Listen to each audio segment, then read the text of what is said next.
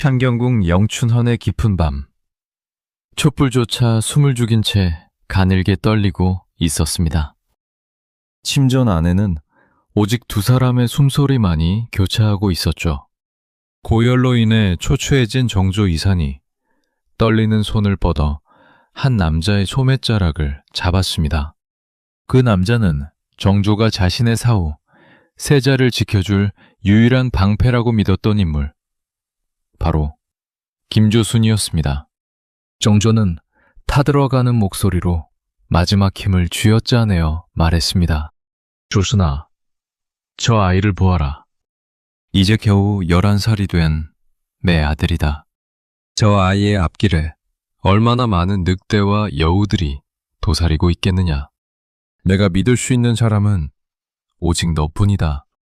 내 아들을, 이 나라 조선을 네가 지켜다오. 김조순은 바닥에 머리를 찌르며 오열했습니다. 전하, 어찌 그런 약한 말씀을 하십니까? 어서 기운을 차리셔야 합니다.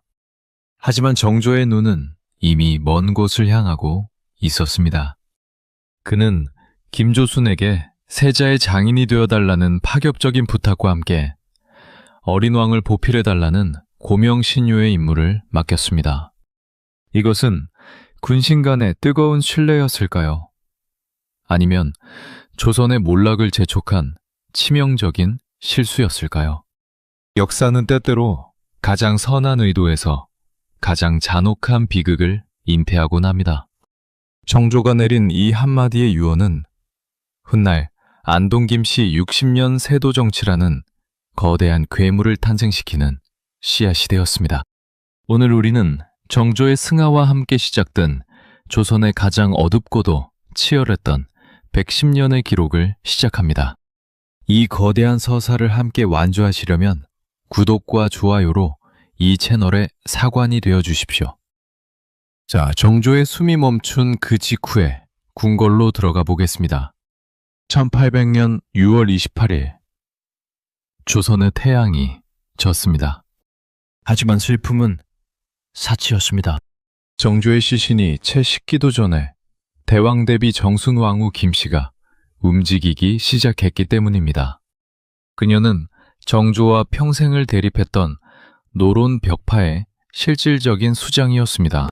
정순왕후는 즉시 수렴청정을 선포하며 어린 순조를 자신의 치맛자락 뒤로 숨겼습니다. 주상은 아직 어리니 내가 직접 정사를 돌보겠다. 천황의 뜻을 받드는 것이야말로 진정한 효가 아니겠느냐. 정순왕후의 목소리는 차가웠고 단호했습니다. 정조의 유언을 가슴에 새긴 김조순은 이 폭풍 속에서 숨을 죽였습니다. 그는 알고 있었습니다. 지금 성급하게 나섰다간 세자를 지키기는커녕 자신의 목숨조차 보존 못할 것이라는 사실을 말이죠. 김조순은 철저히 자신을 낮추었습니다. 권력의 중심에서 멀어진 듯 행동하며 정순왕후의 신임을 얻기 위해 노력했습니다. 정조가 부탁한 보필의 의미를 그는 자신만의 방식으로 해석하기 시작한 것입니다. 그것은 왕권을 강화하는 것이 아니라 자신의 가문을 왕권보다 더 강력한 반석 위에 올려놓는 것이었습니다. 기다려야 한다. 정순왕후의 서슬퍼런 칼날이 무뎌질 때까지, 우리 안동김씨의 뿌리가 이 궁궐 구석구석까지 닿을 때까지. 어린 순조는 궁궐의 높은 담벼락 안에서 외로움에 떨었습니다. 아버지가 믿으라고 했던 김조순은 보이지 않고 서슬퍼런 증조 할머니의 호령만이 가득한 공간. 조선의 운명은 그렇게 11살 소년의 눈물과 함께 깊은 수렁으로 빠져들고 있었습니다. 개혁의 시대가 가고 이제 가문의 영광만을 탐하는 세도 정치의 서막이 오르고 있었습니다. 수렴청정, 왕의 뒤에서 발을 치고 정치를 대신한다는 이 명분 아래 정조가 평생을 바쳐 쌓아 올린 공든탑이 단 며칠 만에 무너지기 시작했습니다. 가장 먼저 칼날이 향한 곳은 정조의 심장이자 자부심이었던 친일부대 장용령이었습니다. 정조는 국왕을 직접 보호하고 왕권을 뒷받침할 강력한 무력 집단을 만들기 위해 수만 명의 정예병사를 길러냈죠. 하지만 정순 왕후에게 장용령은 눈엣가시이자 자신들의 권력을 위협하는 가장 위험한 무기일 뿐이었습니다. 장용령은 국가의 재정을 좀먹고 군기를 어지럽히는 백해무익한 조직이다. 당장 해체하고 병사들을 각지로 흩어버려라. 정순 왕후의 한마디에 조선 최고의 정예 부대는 허망하게 해체되었습니다. 갑옷을 벗고 무기를 내려놓는 병사들의 눈에는 분노와 허탈함이 가득했습니다. 아버지가 일군 군대가 사라지는 것을 지켜보며 순조는 아무 말도 할 수 없었습니다. 아니, 말을 하는 법조차 잊어버린 듯했죠. 그가 할 수 있는 일이라곤 정순 왕후가 건네주는 문서에 옥새를 찍는 일뿐이었습니다. 정순 왕후의 공격은 여기서 멈추지 않았습니다. 그녀는 정조가 아끼던 남인 세력과 개혁 사상가들을 뿌리 뽑기 위해 아주 잔혹하고도 효과적인 무기를 꺼내들었습니다. 바로 서학, 즉 천주교에 대한 박해였습니다. 1801년 신유박해의 서막이 오른 것입니다. 정조시대의 비교적 관용을 누리며 학문으로 연구되던 서학은 이제 사학, 즉 사악한 학문으로 규정되었습니다. 나라의 근간인 유교를 부정하고 조상을 모시지 않는 자들은 짐승과 다를 바 없다. 집집마다 5가구씩 묶어 서로를 감시하게 하고 단 한 명의 신자라도 나오면 그 마을 전체를 연저제로 다스려라. 오가작 통법이 강화되면서 조선 전체는 거대한 감옥으로 변해갔습니다. 정약용의 형제들을 비롯한 수많은 지식인이 형장의 이슬로 사라지거나 머나먼 유배지로 떠나야 했습니다. 정조가 그토록 꿈꿨던 신분차별 없는 세상, 실용적인 학문이 꽃피는 시대는 그렇게 피비린내 속에 지워져 갔습니다. 정순 왕후의 경주, 김씨 세력이 궁궐을 피로 물들이며 승전보를 울리고 있을 때 김조순의 안동 김씨 가문은 그 피냄새를 맡으며 조용히 발톱을 갈고 있었습니다. 권력의 저울추가 어디로 기울고 있는지, 누가 살아남고 누가 죽을지를 냉정하게 계산하고 있었던 것이죠. 마치 사냥꾼이 사냥감을 몰아넣기를 기다리는 것처럼 말입니다. 조선의 운명을 결정지을 진정한 권력전쟁은 이제 겨우 시작이었을 뿐입니다. 궁궐의 가장 깊숙한 곳, 창덕궁 대주전의 마당이 화려한 오색 비단으로 뒤덮였습니다. 1802년 가을, 드디어 13살 소년 임금순조의 가례가 치러지는 날이었죠. 수천 명의 궁인과 신하들이 엎드린 가운데 한 소녀가 가마에서 내려 천천히 걸음을 옮깁니다. 바로 김조순의 딸이자 훗날 순원 왕후가 될 여인이었습니다. 이 혼례는 단순한 왕실의 잔치가 아니었습니다. 그것은 정조가 세상을 떠나기 전 김조순에게 건넸던 그 은밀하고도 무거운 약속이 마침내 현실로 나타나는 순간이었죠. 하지만 그 이면에는 더욱 서늘한 진실이 숨어 있었습니다. 정순 왕후의 경주 김씨 세력이 피해 숙청을 벌이며 기세를 올리는 동안 김조순은 마치 숲속의 사냥꾼처럼 숨을 죽이고 가장 완벽한 기회를 기다려온 것입니다. 이제 시작이다. 내 딸이 궁궐의 주인이 되는 순간 조선의 법도와 질서는 우리 가문의 이름 아래 다시 쓰여질 것이다. 김조순은 화려한 예복 아래로 차가운 미소를 감추었습니다. 그는 정순 왕후와 정면으로 부딪히는 어리석은 짓은 하지 않았습니다.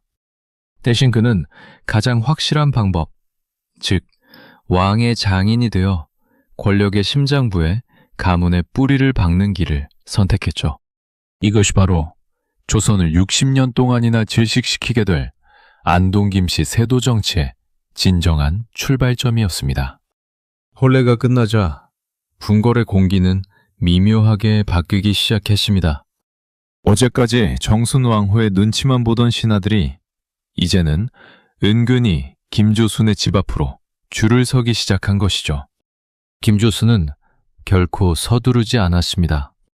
그는 정조가 가르쳐준 대로 박학다식했고 겉으로는 누구보다 겸손하며 청렴한 선비의 모습을 유지했습니다. 하지만 그 부드러운 언사 뒤에는 상대를 꼼짝 못하게 만드는 치밀한 계산이 깔려 있었죠. 전하, 이제 주상께서도 혼례를 치르셨으니 나라의 기강을 스스로 세우셔야 합니다. 소신이 부족하나마 그 길을 닦아놓겠나이다. 김조순은 어린 사위인 순조에게 속삭였습니다. 정순왕후의 사슬퍼런 수렴청정에 지쳐있던 순조에게 장인 김조순은 유일하게 기댈 수 있는 따뜻한 언덕처럼 느껴졌을 겁니다. 순조는 장인을 전적으로 신뢰했고 그 신뢰는 곧 안동 김씨 가문원들이 요직을 독점하는 면죄부가 되었습니다. 이주판서, 병주판서, 훈련대장까지 나라의 인사권과 군사권이 하나둘 김조순의 친척과 측근들에게 넘어가기 시작했습니다. 과거 시험은 실력이 아닌 김조순과의 인연에 따라 당락이 결정되었고 전국의 수령 자리는 안동 김씨 가문에 뇌물을 바친 자들의 전유물이 되었습니다. 정순왕후가 주도하던 경주 김씨의 시대는 서서히 저물어갔습니다. 하지만 그것은 정의의 회복이 아니었습니다. 더 치밀하고 더 거대한 권력의 괴물이 탄생한 것뿐이었죠. 정조가 그토록 경계했던 외척의 바로가 역설적이게도 그가 가장 믿었던 신하의 손에 의해 완성되고 있었습니다. 조선의 시스템은 조금씩 기능을 잃어갔습니다. 임금의 명령보다 김조순의 집에서 흘러나오는 말 한마디가 더 큰 위력을 발휘하는 기괴한 풍경. 백성들은 아직 이 변화가 자신들의 삶을 얼마나 처참하게 무너뜨릴지 알지 못했습니다. 안동 김씨라는 거대한 그늘이 조선 전체를 덮어가던 그 무렵 궁궐 밖의 들판에서는 불길한 마른 바람이 불어오고 있었습니다. 한때 대궐의 공기를 얼어붙게 만들었던 서슬퍼런 호령이 사라진 자리에는 기괴한 정적이 감돌았습니다. 1805년 정월 조선을 호령하던 여장부 정순왕후 김씨가 승하했습니다. 그녀의 죽음은 단순히 한 시대의 종말이 아니었습니다.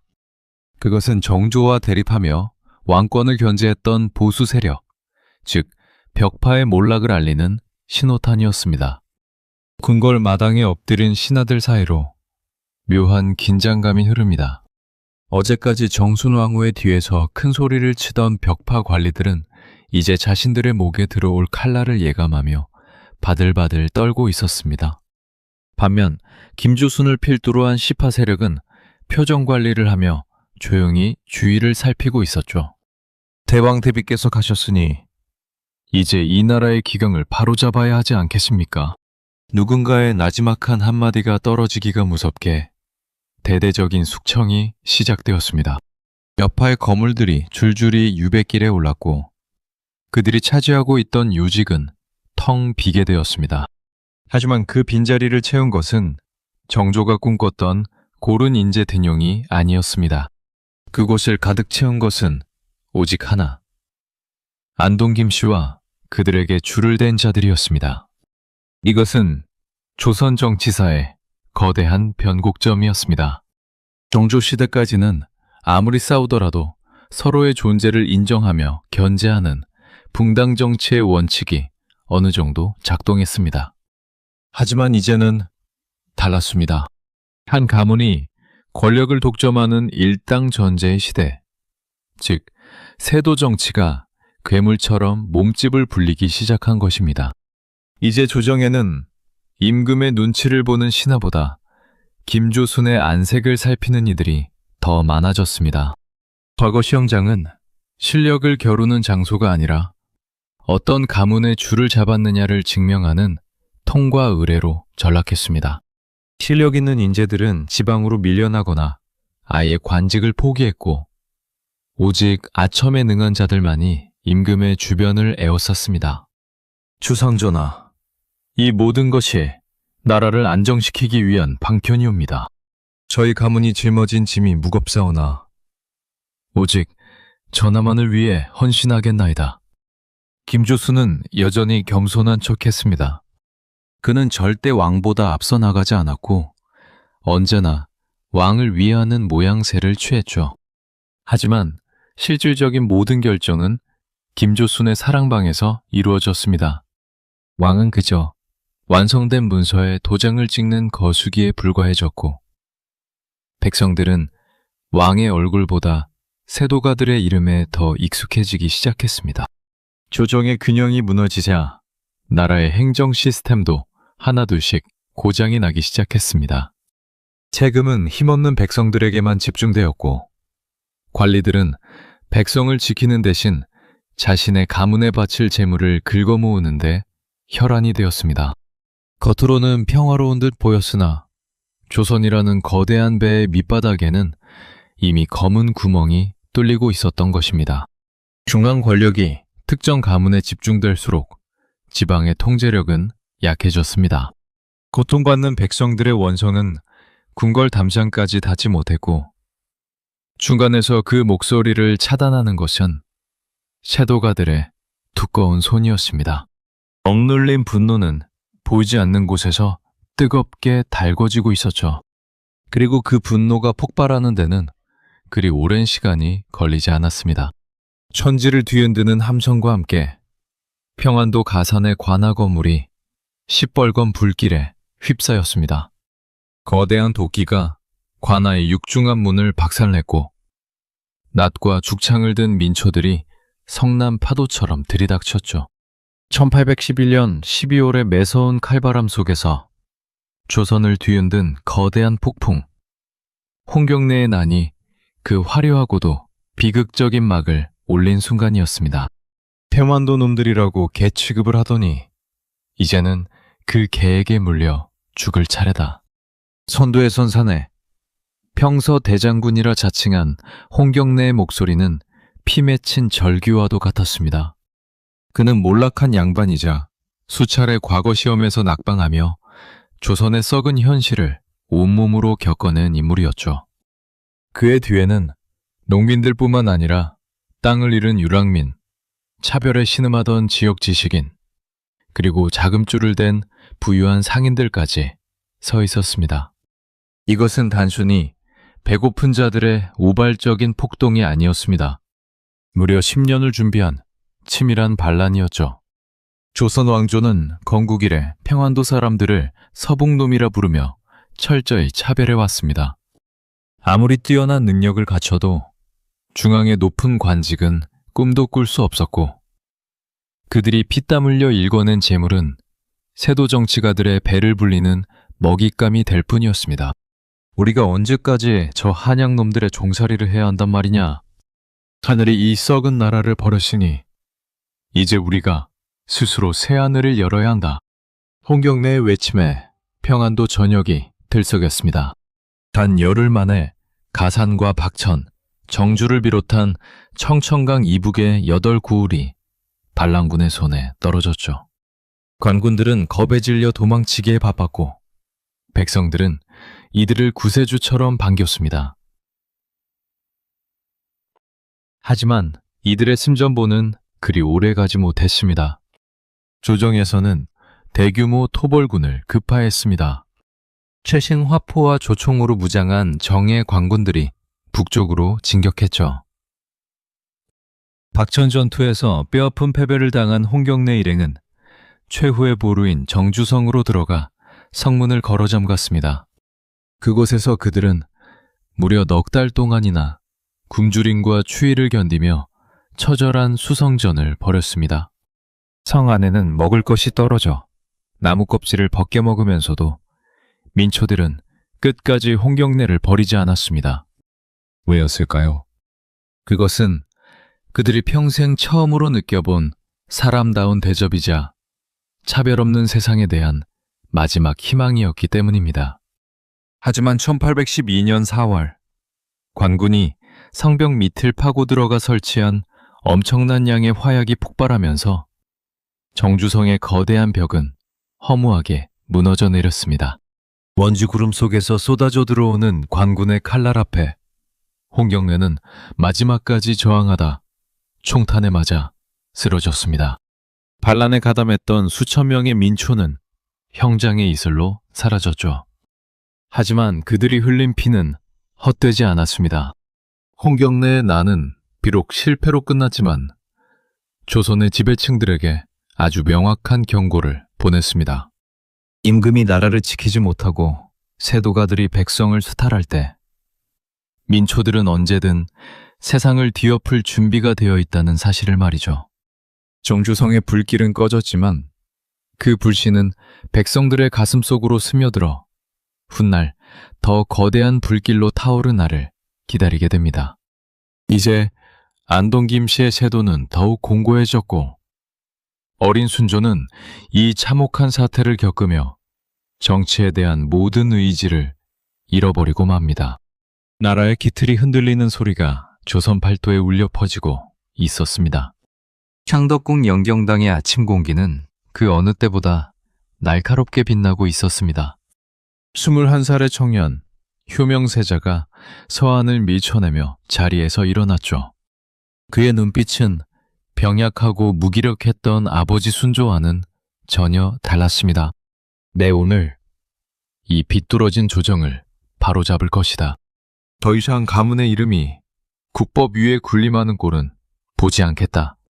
그의 목소리는 낮았지만 단단했습니다. 1827년 병석에 누운 순조를 대신해 대리청정을 시작한 효명세자는 조선의 마지막 불꽃이었습니다. 그는 알고 있었죠. 장인인 김조순을 비롯한 안동 김씨 일가가 조정에 숨통을 조이고 있다는 사실을 말입니다. 세자는 그들의 거대한 그늘에서 벗어나기 위해 아주 영리한 전략을 세웠습니다. 효명세자는 먼저 예약을 정비했습니다. 겉으로 보기엔 그저 춤과 노래를 즐기는 것처럼 보였지만 그것은 고도의 정치적 계산이 담긴 행위였습니다. 궁중 연양을 통해 국왕의 위엄을 시각적으로 극대화하고 흩어진 신료들의 마음을 왕실 중심으로 모으려 했던 것이죠. 그는 직접 춘행전 같은 춤을 창작하며 왕실의 품격을 높였습니다. 아름답지 않느냐? 이 춤사위 하나하나에 조선의 기강이 서려 있다. 신하들이 고개를 숙이는 것은 내 춤이 화려해서가 아니라 왕실의 권위가 살아있기 때문이어야 한다. 세자의 개혁은 여기서 멈추지 않았습니다. 그는 안동 김씨의 독주를 막기 위해 소외되었던 인재들을 대거 등용했습니다. 정조의 손자답게 할아버지의 탕평책을 계승하려 노력했죠. 김조순조차 세자의 기백에 눌려 한 걸음 물러나야 했을 정도였습니다. 백성들은 열광했습니다. 드디어 정조대왕의 환생을 보는 것 같다며 도탄에 빠진 조선을 구해줄 영웅의 등장을 진심으로 기뻐했죠. 하지만 하늘은 조선의 편이 아니었던 걸까요? 대리청정을 시작한 지 불과 3년 만인 1830년 5월, 효명세자는 갑작스러운 각혈과 함께 쓰러졌습니다. 궁궐 전체가 발칵 뒤집혔고 어이들이 달려왔지만 세자의 맥박은 이미 힘을 잃어가고 있었습니다. 아버지, 조자가 다 하지 못한 일들이 저 불쌍한 백성들을 어찌합니까? 그것이 세자의 마지막 말이었습니다. 21살의 눈부신 청년은 그렇게 허망하게 숨을 거두었습니다. 그가 죽었다는 소식이 전해지자 조선 팔도는 곡소리로 가득 찼습니다. 백성들은 길거리에 주저앉아 땅을 치며 울었습니다. 이제 조선은 누가 지켜준단 말인가요? 효명세자의 죽음은 단순한 왕세자의 사고가 아니었습니다. 그것은 조선이 스스로 개혁할 수 있었던 마지막 기회가 영원히 사라졌음을 의미했습니다. 세자가 숨을 거두자마자 숨을 죽이고 있던 안동 김씨들은 다시 고개를 들기 시작했습니다. 그들의 눈에는 슬픔보다 다시 찾아올 권력의 맛에 대한 탐욕이 서려 있었죠. 어린 아들 헌종이 뒤를 이었지만 8살 아이가 할 수 있는 일은 없었습니다. 이제 조선은 다시 한번 외척들의 잔치판으로 변질될 운명에 처했습니다.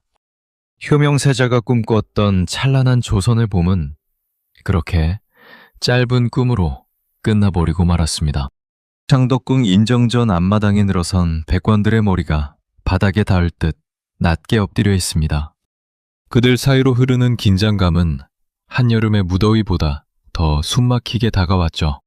1834년 11월, 조선의 24대 왕 헌종의 즉위식이 거행되는 순간이었습니다. 하지만 용상에 앉은 인물은 늠름한 군주가 아니었습니다. 이제 겨우 8살. 아직 어머니의 품이 더 익숙할 나이의 어린 소년이었습니다. 주상 전하, 고개를 대셔야 합니다. 이제 전하께서 이 나라의 어버이이십니다. 창궁의 낮은 속삭임에 헌종은 겁에 질린 눈으로 앞을 바라보았습니다. 어른들에게나 맞을 법한 크고 무거운 면류관이 소년의 작은 머리를 짓눌렀고 12줄로 늘어진 구슬들이 시야를 가렸습니다. 할아버지 순조의 죽음과 아버지 효명세자의 갑작스러운 처거. 단 몇 년 사이에 닥친 이 비극적인 연쇄작용이 8살 소년을 역사의 한복판으로 떠밀어 버린 것입니다. 하지만 이 어린 소년의 등 뒤에는 2개의 거대한 그림자가 드리워져 있었습니다. 하나는 안동김 씨의 자존심이자 헌종의 할머니인 대왕대비 순원 왕후였고, 다른 하나는 죽은 효명세자의 부인이자 헌종의 어머니인 왕대비 신정왕후 조씨였습니다. 내 아들을 잃었으나 내 손자는 내가 지키겠다. 안동김 씨의 영광은 결코 멈추지 않을 것이다. 순원 왕후는 다시 한번 발을 내리고 수령청정을 시작했습니다. 그녀의 등 뒤에는 김주순이 닦아놓은 안동김 씨의 막강한 세력이 버티고 있었죠. 하지만 이번에는 상황이 조금 달랐습니다. 헌종의 외가인 풍양조 씨 가문이 무서운 기세로 치고 올라오기 시작한 것입니다. 우리 가문의 사위였던 효명세자께서 못다 이룬 꿈을 우리 손으로 완성해야 한다. 안동김 씨들의 독주를 더는 보고만 있을 순 없다. 신정왕후의 아버지 조만영을 중심으로 뭉친 풍양조 씨들은 영리했습니다. 그들은 안동김 씨의 권력 독점에 염증을 느낀 중소 가문들을 포섭했고, 헌종의 어머니라는 강력한 명분을 내세워 조정의 요직을 하나씩 잠식해 들어갔습니다. 이제 조정은 임금을 중심에 두고 안동김 씨와 풍양조 씨라는 2 거대 외척 가문이 서로의 목덜미를 노리는 거대한 투기장으로 변해버렸습니다. 어린 헌종은 이 싸움판의 중심에서 매일매일을 보냈습니다. 아침마다 할머니에게 문안 인사를 드리고 오후에는 어머니의 눈치를 보며 공부를 해야 했죠. 신하들은 임금의 안색을 살피는 것이 아니라 어느 데뷔전의 목소리가 더 큰지를 계산하기 바빴습니다. 전하, 풍양조 씨들이 제멋대로 인사를 전행하고 있어옵니다. 이를 바로잡지 않으시면 안동김 씨의 충심이 무너질 것입니다. 전하, 안동김 씨들의 탐욕이 나라의 근간을 흔들고 있습니다. 외가 식구들의 충언을 귀담아 들으셔야 합니다. 어린 임금의 귀에는 충성이라는 이름의 협박만이 가득했습니다. 조선의 정치는 이제 정책과 비전이 아닌 가문의 자존심과 이권 다툼으로 완전히 변질되었습니다. 백성들의 삶은 안중에도 없었죠. 그들이 싸우는 동안 관직은 사고 팔리는 물건이 되었고, 지방의 수령들은 자신들이 바친 뇌물을 회수하기 위해 백성들의 고열을 짜내는데 혈안이 되었습니다. 헌종은 가끔 창경궁의 후원을 거닐며 생각했을지도 모릅니다. 아버지가 그토록 사랑했던 이 나라가 왜 이토록 차가운 권력의 무덤이 되어버렸는지를 말이죠. 외척들의 피비린내 나는 암투 속에서 소년 임금의 꿈은 시작도 하기 전에 시들어가고 있었습니다. 그리고 이 위태로운 권력의 균형은 곧 닥쳐올 거대한 피바람의 전조에 불과했습니다. 푸닉 소리를 내며 몰아치는 칼바람보다 더 서늘한 것이 한강변 새남터 모래사장을 뒤덮었습니다. 1835년 기해년의 가을. 하늘은 무심하리만큼 푸르렀지만 땅은 이미 검붉은 피로 질척이고 있었죠. 구경 나온 백성들의 비명 섞인 통곡 소리 사이로 날카로운 망나니의 칼날이 햇빛을 받아 번뜩였습니다. 하느님 앞에서 우리는 모두 평등한 자녀일 뿐입니다. 죽음이 두렵지 않은 것은 저 높은 곳에 진정한 아버지가 계시기 때문입니다. 칼날 앞에 선 이들의 눈빛은 공포가 아니라 기이할 정도의 평온함으로 가득했습니다. 조선의 근간을 지탱하던 유교 질서, 즉 임금과 아버지가 세상의 전부였던 시대에 모든 인간은 평등하다는 이들의 외침은 조정에 큰 충격을 주었습니다.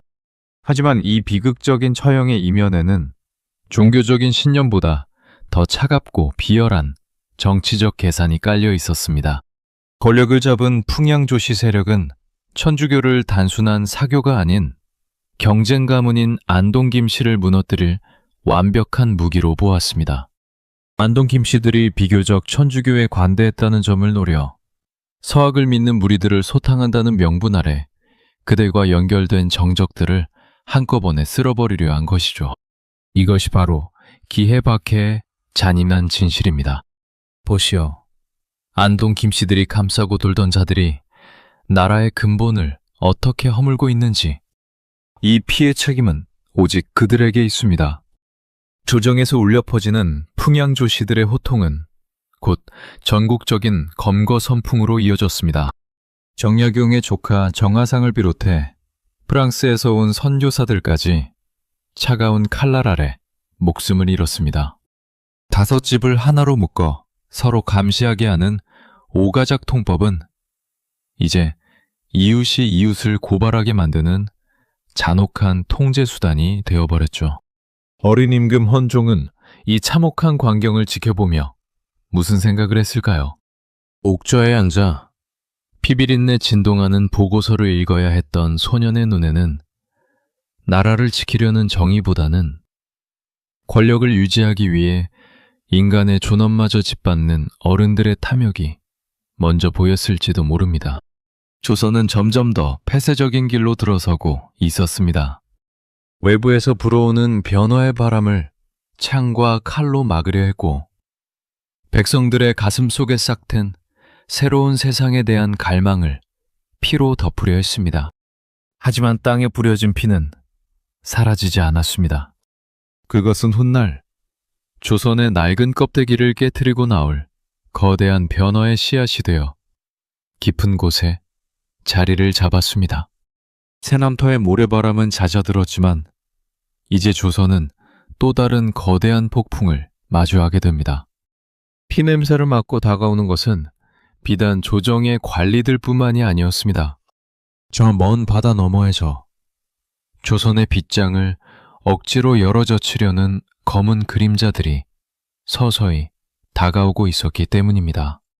푸른 바다 위로 정체 모를 검은 그림자가 소리 없이 미끄러져 들어옵니다. 마치 만개를 뚫고 나타난 그것은 조선의 어부들이 평생 보아온 돛담배와는 차원이 다른 괴물이었죠. 산더미처럼 거대한 몸집에 돛도 없이 물살을 가르고 꼭대기에서는 시커먼 연기가 구름처럼 뿜어져 나옵니다. 해안가에 서 있던 백성들은 공포에 질려 뒷걸음질 쳤습니다. 바다에서 귀신이 나타났다. 아니, 바다짐승이 성이 나서 불을 내뿜는 것이다. 사람들의 비명 섞인 외침이 해안가를 뒤덮었습니다. 이것이 바로 조선 역사에 기록된 이양선, 즉 모양이 다른 이상한 배들의 본격적인 등장이었습니다. 1840년대 중반, 헌종의 치세 아래 있던 조선의 바다는 더 이상 고요한 안식처가 아니었습니다.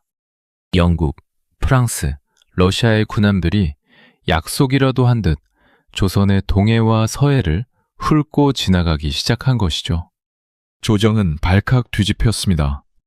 저들은 누구인가, 무엇을 원하는가 하는 질문에 누구도 명쾌한 답을 내놓지 못했습니다. 하지만 저 멀리 청나라에서 들려오는 소식은 조선의 지배층들을 공포의 도가니로 몰아넣기에 충분했습니다. 세계의 중심이라 믿었던 청나라가 영국의 한포 사격 앞에 허무하게 무너졌고, 아편전쟁의 패배로 비참한 조약을 맺었다는 소문은 삽시간에 한양까지 퍼졌습니다. 전하, 저들은 사람이 아니라 짐승의 탈을 쓴 악귀들이옵니다. 청나라마저 무너뜨린 저들의 대포는 산을 깎고 바다를 메운다 하옵니다. 당장 빗잠을 걸어 잠그고 저들과의 접촉을 일절 금해야 하옵니다. 신하들의 보고를 받는 헌종의 눈동자는 복잡하게 흔들렸습니다. 이제 갓 20살을 넘긴 젊은 임금은 호기심과 두려움 사이에서 갈등했죠. 서양의 배들이 남기고 간 물건들, 기이한 유리잔이나 정교한 시계를 보며 그는 어렴풋이 느끼고 있었습니다. 우리가 알던 세상이 무너지고 전혀 다른 힘의 논리가 지배하는 시대가 다가오고 있다는 사실을 말입니다. 하지만 조선의 조정은 눈을 감고 귀를 막는 길을 선택했습니다. 외세의 출몰을 오직 종교적인 위협이나 오랑캐의 침입으로만 간주했죠. 이양선이 나타날 때마다 해안가의 수군들은 대포를 쏘아 올렸고 백성들은 산속으로 숨어들었습니다. 저들이 보낸 서신은 읽지도 않은 채 돌려보냈고 대화의 문은 굳게 닫혔습니다. 이러한 폐쇄적인 대응은 조선에게 독이 되었습니다. 세계가 산업혁명의 거친 파도를 타고 근대로 질주할 때 조선은 낡은 성벽 뒤에서 성리학의 도덕적 우위만을 되뇌고 있었던 것이죠. 하지만 진짜 비극은 바다 너머가 아니라 조선의 땅 위에서 벌어지고 있었습니다. 외세의 위협을 핑계로 군비를 늘리고 성벽을 쌓는다는 명목 아래 백성들에 대한 수탈은 상상을 초월하는 수준으로 치달았기 때문입니다. 이양선의 시커먼 연기가 바다를 뒤덮던 그 무렵, 조선의 농촌은 소리 없는 절규로 가득 찼습니다. 관가에서는 굶주린 백성들의 마지막 남은 쌀 한 톨까지 긁어 모았고, 세도 정치가들의 탐욕은 이제 하늘을 찌르고 있었습니다. 이제 조선은 외부의 적을 맞이하기도 전에 내부에서부터 처참하게 썩어 문드러지고 있었습니다. 그 참혹한 현장인 삼정의 문란, 그 피눈물 나는 기록이 우리를 기다리고 있습니다. 나리, 제발 한 번만 살펴주십시오. 작년에 돌아가신 저희 아버님 성함이 어찌하여 아직도 군적에 남아있단 말입니까?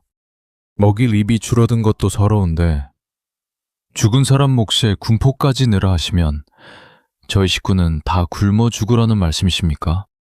뙤약볕이 내리쬐는 관아 마당에서 한 사내가 바닥에 머리를 찌우며 울부짖었습니다.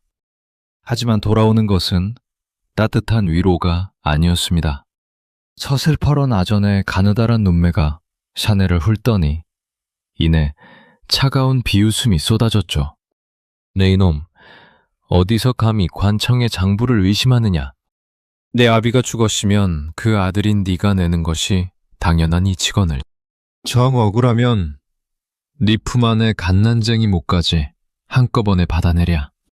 당장 군포 두 피를 내놓지 못한다면 네 집에 소라도 끌고 갈 것이니 그리 알거라. 이것이 19세기 조선의 농촌에서 매일같이 벌어지던 참상이었습니다. 정조대왕이 그토록 아꼈던 백성들은 이제 세도 정치가들의 탐욕 아래 신음하는 가련한 먹잇감으로 전락해 있었죠. 삼정의 문란, 전정과 군정, 그리고 환곡이라는 세 가지 세금 제도가 조선이라는 거대한 배의 밑바닥을 뚫고 들어오는 독수가 된 것입니다.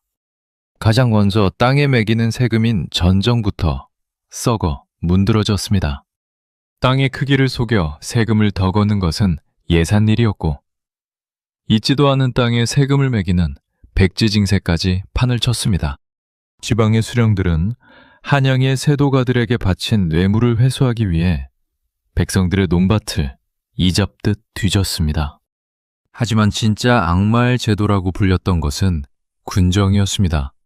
군대를 가지 않는 대신 내는 군포는 이미 제 기능을 잃었죠. 죽은 사람에게 세금을 물리는 백골징포, 태어나기도 전에 태아에게 군포를 매기는 황구첨정, 마을 사람들 전체에게 도망간 이웃의 세금을 떠넘기는 족징과 인징까지.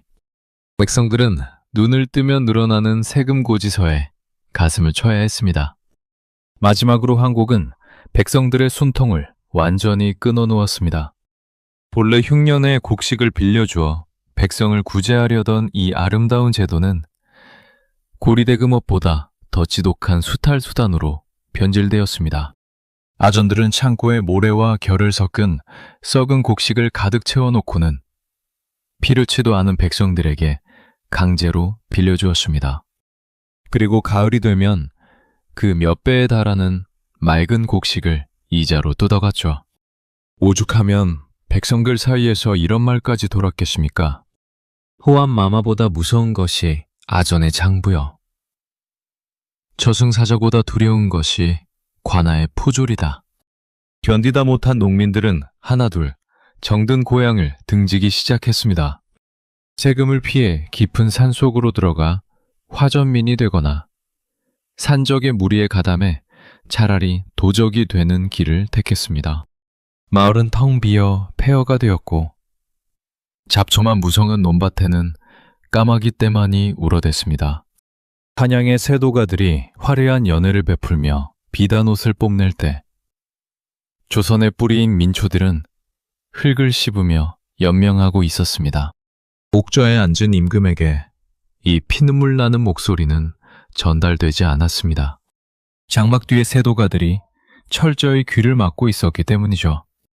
하지만 그들은 몰랐습니다.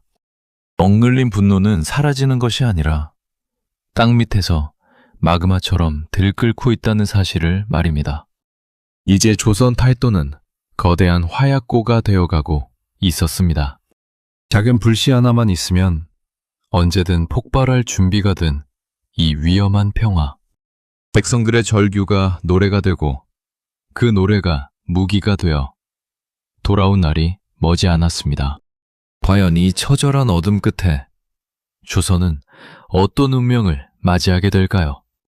산비탈 너머로 짙게 깔린 노을 아래 20살 청년 원범은 흙 묻은 손을 툭툭 털며 일어섰습니다. 오늘따라 강화도의 바람이 매서웠지만 그는 그저 매일은 어디서 나무를 해야 할지, 어떻게 해야 배를 채울지만이 걱정인 평범한 농사꾼이었죠. 그런데 그때였습니다. 저 멀리 갯벌을 가로질러 수십 명의 군사와 화려한 가마가 소리 없이 다가오고 있었던 겁니다. 살려주십시오. 저는 그저 흙을 파고 살던 사람입니다. 아무 잘못도 하지 않았습니다. 원범은 혼비백산하여 산속으로 도망치기 시작했습니다. 그도 그럴 것이 그의 집안은 왕족이었으나 영모에 휘말려 할아버지와 형이 목숨을 잃은 처참한 가문이었습니다. 원범에게 관군이란 곧 죽음을 의미하는 사신과 같았죠. 하지만 뒤쫓아온 신하들은 칼을 뽑는 대신 무릎을 꿇었습니다. 그리고 믿을 수 없는 말을 내뱉었죠. 전하, 이제 이 나라 조선의 주인이십니다. 궁으로 가셔야 합니다. 1849년 6월 조선의 24대 왕 헌종이 자식 하나 없이 23세대 나이로 세상을 떠났습니다. 왕위의 맥이 끊길 위기에 처하자 안동 김씨의 수장인 대왕대비 순원 왕후는 강화도에서 농사나 짓고 살던 이 원범을 지목했습니다. 이것은 축복이었을까요? 아니면 또 다른 저주였을까요? 나무꾼 원범이 왕이 되어 한양 땅을 밟던 날, 백성들은 호기심 어린 눈으로 그를 바라봤습니다. 왕족의 피가 흐른다지만 글자도 제대로 깨치지 못한 농부 출신의 임금. 안동 김씨들에게 이보다 더 완벽한 꼭두각시는 없었습니다.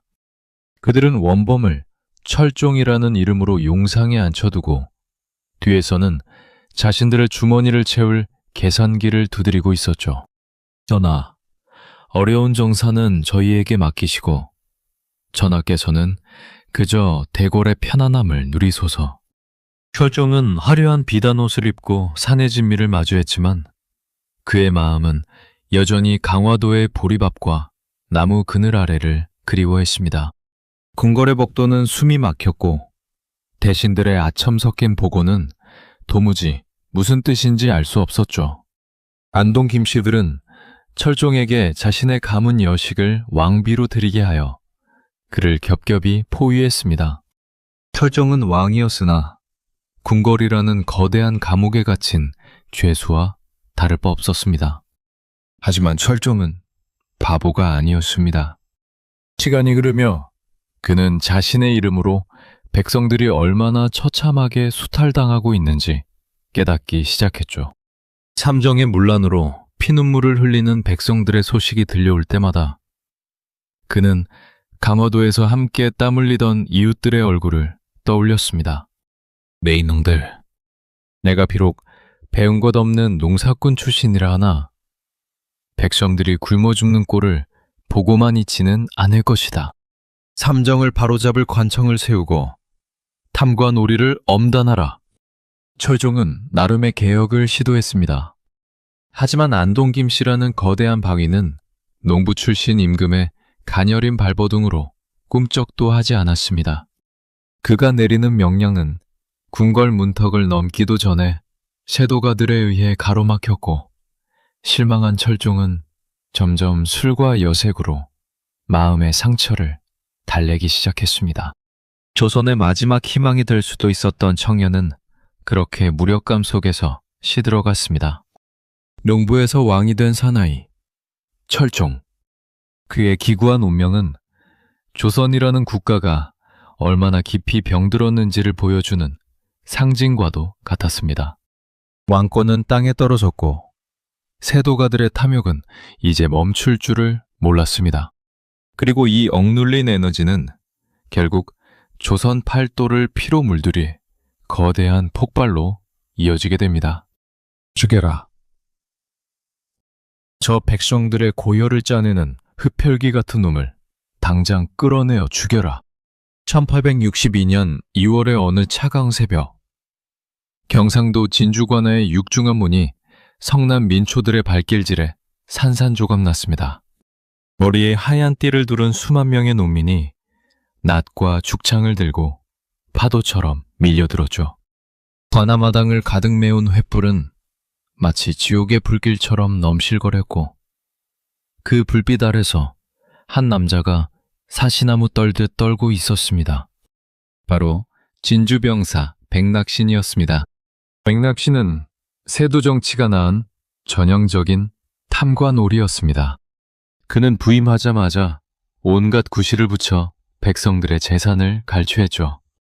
이미 죽은 사람에게 세금을 물리는 것도 모자라 잊지도 않은 세금을 만들어내어 마을 하나를 통째로 거덜냈습니다. 참다 못한 백성들이 진정서를 올렸지만 돌아오는 것은 가혹한 매질과 투옥뿐이었습니다. 이 분노의 화약고에 불을 붙인 인물은 유계춘이라는 몰락한 양반이었습니다. 그는 백성들의 처참한 삶을 목격하며 결심했습니다.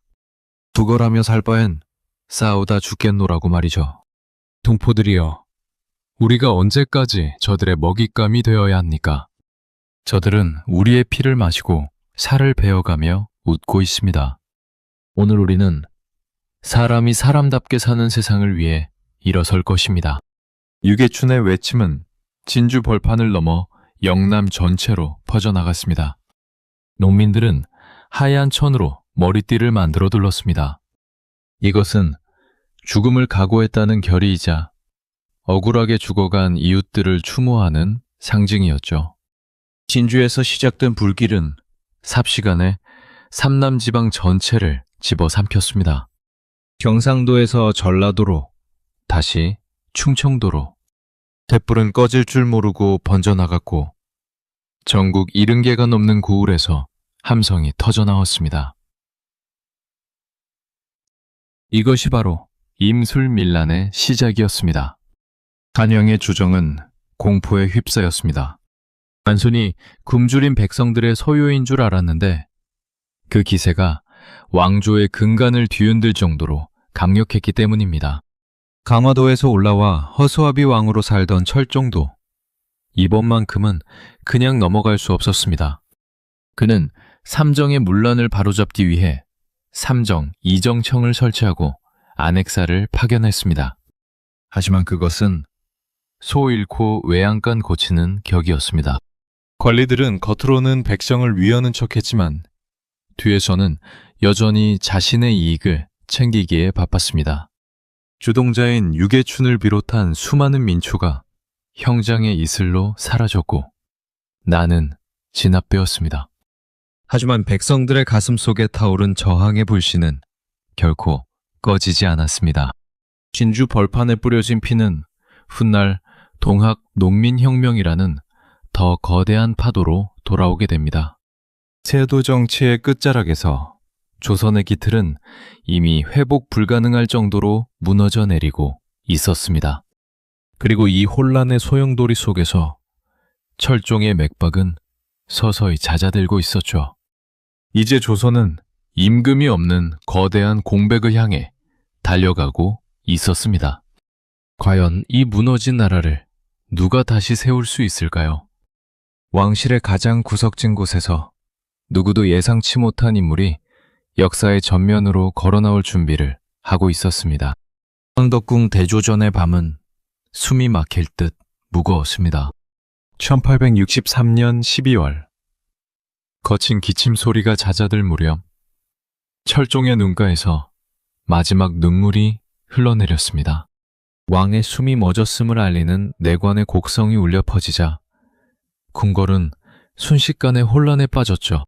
농사꾼에서 왕이 된 사나이. 결국 세도가들의 꼭두각시로 살다 지친 33살 임금의 초라한 최후였습니다. 가장 중요한 것은 다음 왕위가 누구에게 가느냐였습니다. 철종은 끝내 후사를 남기지 못했죠. 안동 김씨들은 서둘러 자신들의 입맛에 맞는 왕족을 찾기 시작했습니다. 하지만 이 다급한 순간에 가장 기민하게 움직인 사람은 대왕 대비의 자리에 있던 신정왕후 조씨였습니다. 전가를 보내라. 문현궁의 이하응을 비밀리에 들라하라. 신정왕후는 아들 효명세자의 죽음 이후 숨을 죽이고 때를 기다려온 풍양조 씨의 핵심이었습니다. 안동김 씨의 독주를 끝낼 수 있는 완벽한 사냥개. 그녀의 머릿속에는 이미 한 사람의 이름이 새겨져 있었습니다. 바로 흥선군 이하응, 훗날의 대원군이었죠. 흥선군은 왕족이긴 했으나 안동 김씨들의 눈을 피해 미치광이 행세를 하며 살아남은 인물이었습니다. 잔치집을 돌아다니며 상갓집 개처럼 굴고 시정 잡배들과 어울리며 비루한 모습을 보였죠. 안동 김씨들은 그를 비웃었지만 그것은 모두 치밀하게 계산된 생존 전략이었습니다. 전하를 뵙사옵니다. 소인에게 어명을 내리시옵소서. 신정왕후의 부름을 받고 은밀히 입궐한 흥선군의 눈빛은 더 이상 어리석은 광대의 그것이 아니었습니다. 오랜 세월 갈고 닦은 매서운 칼날이 번뜩이고 있었죠. 신정왕후는 흥선군의 둘째 아들 명복을 왕위에 올리겠다는 은밀한 약속을 건넵니다. 그대의 아들을 양자로 삼아 대통을 잇게 할 것이다. 하지만 잊지 말라. 이 나라의 권력은 나와 풍양조 씨의 손에 있다는 것을. 흥선군은 머리를 조아리며 충성을 맹세했습니다. 하지만 속으로는 다른 그림을 그리고 있었죠. 안동 김씨도 풍양조 씨도 모두 치워버릴 것이다. 내 아들의 조선을, 나의 조선을 만들 것이다. 다음날 아침 조정 대신들이 모인 자리에서 신정왕후는 폭탄 선언을 합니다. 주상이 후사 없이 승하하셨으니 흥선군의 둘째 아들 명복을 이종의 양자로 삼아 대통을 잇게 하라. 안동 김씨들이 반발할 틈도 주지 않은 기습적인 선언이었습니다. 옥새는 이미 신정왕후의 수중에 있었고 흥선군은 군사를 이끌고 궁궐을 장악해버렸죠. 12살 어린 소년 명복은 영문도 모른 채 익선관을 쓰고 용상에 앉았습니다. 조선의 제26대 왕 고종의 탄생이었습니다. 그리고 그 어린 아들 뒤에는 10여 년간 미치광이 행세를 하며 권력의 중심에 서기를 갈망해온 남자 흥선대원군이 서 있었습니다. 조선 역사상 왕이 살아서 자신의 아버지를 지켜보는 유일무이한 상황. 흥선대원군의 섭정이 시작되는 순간이었습니다. 내가 바로 흥선대원군이다. 이제부터 안동 김씨의 시대는 끝났다. 썩어 빠진 조선을 내 손으로 수술할 것이다. 대원군의 등장과 함께 궁궐의 공기는 순식간에 차갑게 얼어붙었습니다. 권력의 저울추가 요동치며 새로운 바람이 불어오기 시작했죠. 대원군의 서슬퍼런 칼날이 제일 먼저 향한 곳은 어디였을까요? 수십 년간 조선을 좀먹었던 세도가들의 심장부를 향한 피비린내 나는 숙청이 기다리고 있었습니다. 대원군이 권력을 주자마자 가장 먼저 뽑아든 칼은 바로 세도 정치의 심장부를 향했습니다. 왜 이제 이 나라를 망친 도적대들을 모조리 쓸어버릴 것이다. 제일 먼저 저 안동 김씨들의 썩은 뿌리부터 뽑아내라. 안동 김씨 가문이 독점하던 비변사를 축소하고 그들의 핵심 인사들을 가차없이 유배 보냈습니다. 뇌물을 바치고 벼슬을 산 자들은 하루아침에 목이 달아났죠. 안동 김씨 일가는 경악했습니다. 자신들이 키운 순한 양인 줄 알았는데 목줄을 끊고 덤벼드는 포식자였던 겁니다. 백성들은 길거리로 나와 환호했습니다. 60년 묵은 채증이 단번에 뚫리는 통쾌한 순간이었으니까요. 하지만 대원군의 수술은 여기서 멈추지 않았습니다. 그의 칼날은 조선을 병들게 한 가장 오래들고 깊은 종양, 바로 서원을 향해 날아갔습니다. 당시 서원은 학문을 닦는 곳이 아니라 면세 혜택을 누리며 백성들을 쥐어짜는 지방 양반들의 거대한 권력 집단이었습니다. 서원의 유생들은 국가의 법보다 자신들의 스승과 붕당의 이익을 먼저 챙겼죠. 대원군은 전국의 서원 600여 곳 중 47곳만 남기고 모두 철폐하라는 어명을 내립니다. 심지어 명나라 황제를 제사 지내던 만동묘까지 가차없이 부숴버렸습니다. 전하, 어찌 선현들을 모시는 서원을 허문단 말이옵니까? 이는 유학의 근본을 짓밟는 폭거이옵니다. 당장 거두어 주시옵소서. 수만 명의 유생들이 한양으로 몰려와 대궐 문 앞에서 통곡하며 엎드렸습니다. 조선 건국 이래 이렇게 선비들이 대규모로 저항한 적은 없었죠. 하지만 대원군은 눈도 깜짝하지 않았습니다. 그는 오히려 호통을 치며 유생들을 강제로 해산시켰습니다. 내 앞을 막는 자는 그가 누구든 목을 칠 것이다. 진실로 백성을 해치는 자라면 공자가 다시 살아난다 해도 내가 용서치 않을 것이다. 그의 한마디에 유생들의 오만한 콧대는 꺾이고 말았습니다. 대원군의 개혁은 경제 분야에서도 파격적이었습니다. 백성들의 뼈골을 빼먹던 환곡제도를 없애고 마을 사람들이 스스로 곡식을 관리하는 사창제를 도입했습니다. 그리고 가장 놀라운 법안, 바로 호포법을 선포합니다. 그동안 군포는 힘없는 평민들만 내는 세금이었습니다. 양반들은 양반이라는 이유 하나만으로 세금을 한 푼도 내지 않았죠. 대원군은 이 불공평한 제도를 깨부수고 신분과 상관없이 양반의 집집마다 세금을 내게 만들었습니다. 양관 체면에 어찌 쌍놈들과 똑같이 세금을 낸단 말이냐? 이것은 하늘이 무너질 일이다. 양반들은 거품을 물고 반대했지만 평민들은 만세를 불렀습니다. 낡고 부패한 신분질서에 갇혀 질식해가던 백성들에게 대원군은 진정한 구세주처럼 보였죠. 거침없는 개혁 덕분에 텅 비어있던 국가의 창고에는 다시 재물이 쌓이기 시작했고 무너졌던 왕권은 매섭게 되살아났습니다. 대원군은 자신감에 차올랐습니다. 무능한 외척들을 몰아내고 백성들의 배를 불렸으니 이제 천하에 두려울 것이 없었죠. 하지만 권력의 달콤함과 백성들의 열광적인 환호는 그의 눈을 조금씩 가리기 시작했습니다. 대원군은 되찾은 왕실의 권위를 세상에 과시하기 위해 아주 거대하고 위험한 꿈을 꾸기 시작합니다. 바로 인진을 때 불타버린 뒤 200년 넘게 폐허로 방치되어 있던 조선의 심장, 경복궁을 다시 세우겠다는 야심찬 계획이었죠.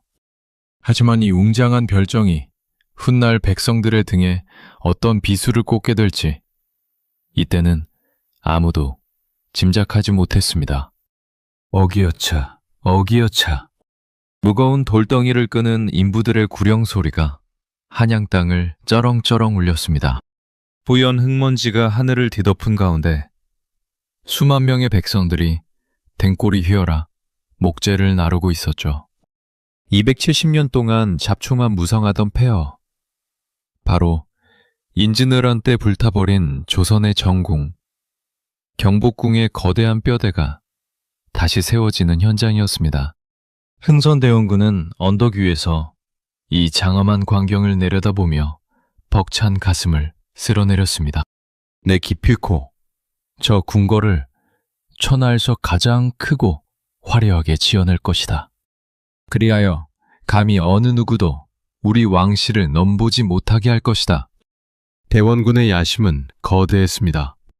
관동 김씨에게 짓밟혔던 왕실의 자존심을 시각적으로 가장 완벽하게 부활시키는 방법은 궁궐의 중건뿐이라고 믿었던 겁니다. 처음에는 백성들도 환영했습니다. 대원군의 파격적인 개혁에 열광했던 양반과 평민들이 앞다투어 돈을 내고 일손을 거들었죠. 하지만 거대한 정각들을 짓는다는 것은 그야말로 밑빠진 독에 물붓기였습니다. 금세 국고가 바닥을 드러내자 대원군은 원납전이라는 기부금을 걷기 시작했습니다. 원납전. 겉으로는 원에서 납부하는 돈이라는 뜻이었지만 백성들 사이에서는 원망하며 내는 돈이라는 조롱이 섞여 불렸습니다. 지방관들은 원납전 할당량을 채우기 위해 백성들을 쥐어짰고 돈을 내지 못하는 부자들은 관하로 끌려가 매를 맞았습니다. 돈만 모자란 것이 아니었습니다. 수천 칸의 전각을 세울 질 좋은 소나무가 턱없이 부족해지자 대원군은 양반들의 선산에 심어진 나무까지 강제로 베어오게 했습니다. 아이고, 조상님 뮤자리를 지키던 나무를 저리 무참히 베어가다니. 차라리 내 목을 치시오. 양반들의 통곡이 전국에서 울려 퍼졌지만 대원군의 고집을 꺾을 수는 없었습니다. 설상가상으로 공사장에 큰 불이 나 애써 모은 목재가 모조리 잿더미로 변하는 대참사까지 벌어집니다. 자금이 완전히 탕 밑까지 말라버린 이 절체절명의 순간 대원군은 조선의 경제라는 거대한 수레바퀴를 산산조각 내 최악의 결단을 내리고 맙니다. 바로 당백전의 발행이었습니다. 당백전. 말 그대로 기존의 엽전인 상평통보 백립의 가치를 지닌 돈이라는 뜻입니다. 하지만 그 동전에 실제 들어간 구리의 양은 기존 엽전의 대여섯 배에 불과했죠. 실제적인 가치도 없는 돈을 허공에서 무한정 찍어내어 공사 대금으로 뿌려댄 것입니다. 그 결과는 어땠을까요? 조선 팔도의 경제가 그야말로 초토화되었습니다. 쌀 한 말에 엽전 몇 립이던 물가가 하루아침에 수십 배로 폭등했습니다. 백성들은 아침에 일어날 때마다 무섭게 오르는 쌀값에 경악했죠. 당백전은 시장에서 휴지 조각 취급을 받았고 진짜 돈인 상평통고는 부자들의 장롱 속으로 꽁꽁 숨어버렸습니다. 가난한 백성들은 굶어 죽어 나갔고 대원군을 찬양하던 입에서는 이제 원망과 탄식이 흘러나오기 시작했습니다. 에라만수 에라 대신이야. 남문을 열고 파루를 치니 계명산천이 밝아온다. 동요처럼 흥겹게 들리는 경복궁 타령. 하지만 그 속에는 경복궁 공사에 강제로 끌려가 피눈물을 흘리던 징두리꾼들의 뼈에 사무친 원한이 담겨 있었습니다. 늙은 부모와 처자식을 고향에 두고 흙먼지 속에서 채찍을 맞으며 일해야 했던 민초들의 슬픔이 구슬픈 노래가 된 것이죠. 마침내 1868년 7,200여 칸의 장엄한 경복궁이 그 거대한 위용을 드러냈습니다. 화려한 단청과 웅장한 정각들은 대원군의 자부심이었고 부활한 왕실의 권위 그 자체였습니다. 하지만 그 웅장한 궁궐의 그림자 아래서 조선의 경제는 파탄이 났고 대원군을 향한 백성들의 마음은 싸늘하게 식어버렸습니다. 왕실의 껍데기는 가장 화려하게 부활했지만 그 안을 채워야 할 백성들의 믿음은 이미 잿더미가 된 것입니다. 권력의 정점에서 스스로 민심을 잃어버린 흥선대원군. 그러나 그가 잃어버린 민심을 수습하며 한숨을 돌릴 틈도 없이 조선은 내부의 위기를 넘어 국가의 존망을 흔들 거대한 외부의 적과 마주하게 됩니다. 바다 건너에서 시커먼 연기를 뿜으며 군함의 대포를 앞세우고 들이닥친 푸른 눈의 이방인들. 고요했던 아침의 나라 조선에 피비린내 나는 서구 열강과의 충돌. 그 비극적인 전쟁의 서막이 오르고 있었습니다. 1866년 10월 고요하던 강화도 앞바다에 벼락 같은 포성이 울려 퍼졌습니다. 산과 바다가 요동치고 붉은 화염이 솟구치는 가운데 낯선 깃발을 단 거대한 군함 7척이 해안을 포위하고 있었죠. 바로 프랑스 제국의 동양 함대였습니다. 타격을 멈추지 마라. 저 오만하고 미개한 조선인들에게 프랑스의 위력을 똑똑히 각인시켜 주어야 한다. 로즈 제독의 명령 아래 프랑스군은 거침없이 강화도로 상륙했습니다. 이들이 지구 반바퀴를 돌아 조선까지 쳐들어온 명분은 명확했습니다. 불과 몇 달 전 흥선대원군이 프랑스 선교사 9명과 수천 명의 천주교 신자를 처형한 병인 박해에 대한 보복이었죠. 하지만 그들의 진짜 속내는 함포를 앞세워 조선의 항구를 강제로 열고 무역의 이익을 독점하는 것이었습니다. 조선의 해안 방어선은 속수무책으로 무너졌습니다. 구식 화승총과 활로는 서양의 근대적인 무기를 당해낼 재간이 없었죠. 감화부를 점령한 프랑스군은 외교장각에 보관되어 있던 조선 왕실의 귀중한 의궤와 은궤를 약탈하며 무법자처럼 날뛰었습니다. 하지만 조선 민초들과 군졸들의 저력은 그렇게 쉽게 꺾이지 않았습니다. 절대 물러서지 마라. 저 승냥이 같은 오랑캐들에게 조선의 땅을 단 한 뼘도 내어줄 수 없다. 양원수 장군이 이끄는 조선의 정예 포수들이 한밤의 어둠을 틈타 정족산성, 즉 삼랑성으로 은밀히 잠입했습니다.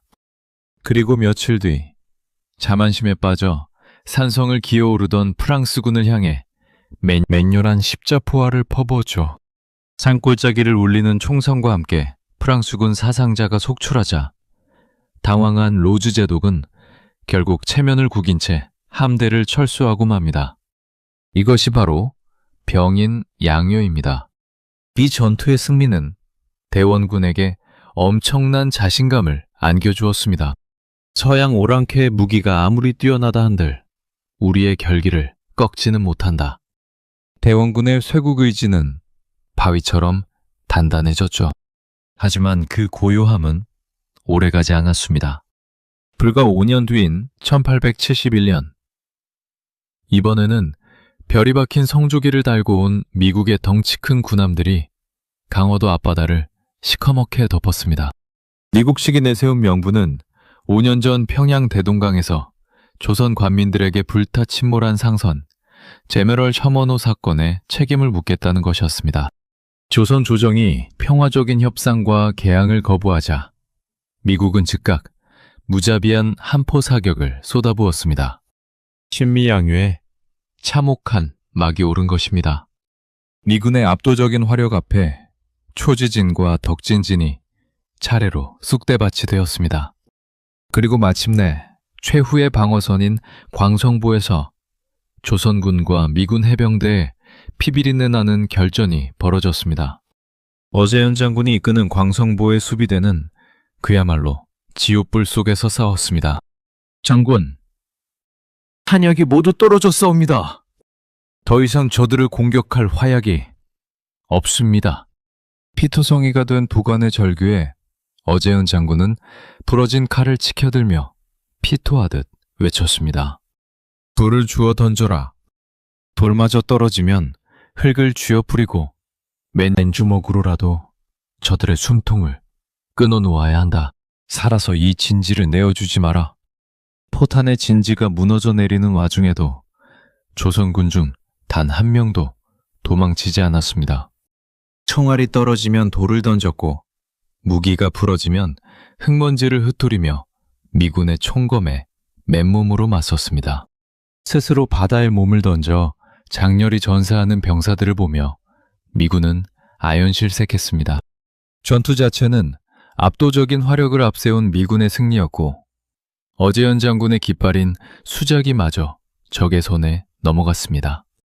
하지만 조선군의 처절하고도 광기 어린 항전 의지에 질려버린 미국은 스스로 입맛을 다시며 배를 돌려 떠나버렸습니다. 조선을 강제로 열려던 서구 열강의 시도가 또다시 튕겨나간 것입니다.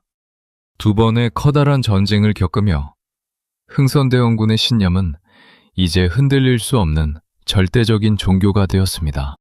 그는 한양의 종로 네거리를 비롯해 전국 8도 요소요소에 거대한 돌기둥을 세우라 명했습니다. 바로 척화비였죠. 서양 오랑캐가 침범하는데 싸우지 않으면 곧 화친하는 것이요. 화친을 주장하는 것은 나라를 파는 것이다. 해원군은 조선의 모든 문을 겹겹이 빗장지르고 단단히 걸어 잠갔습니다. 외세의 침략으로부터 조선을 완벽하게 지켜냈다는 승리감에 흠뻑 도취되어 있었죠.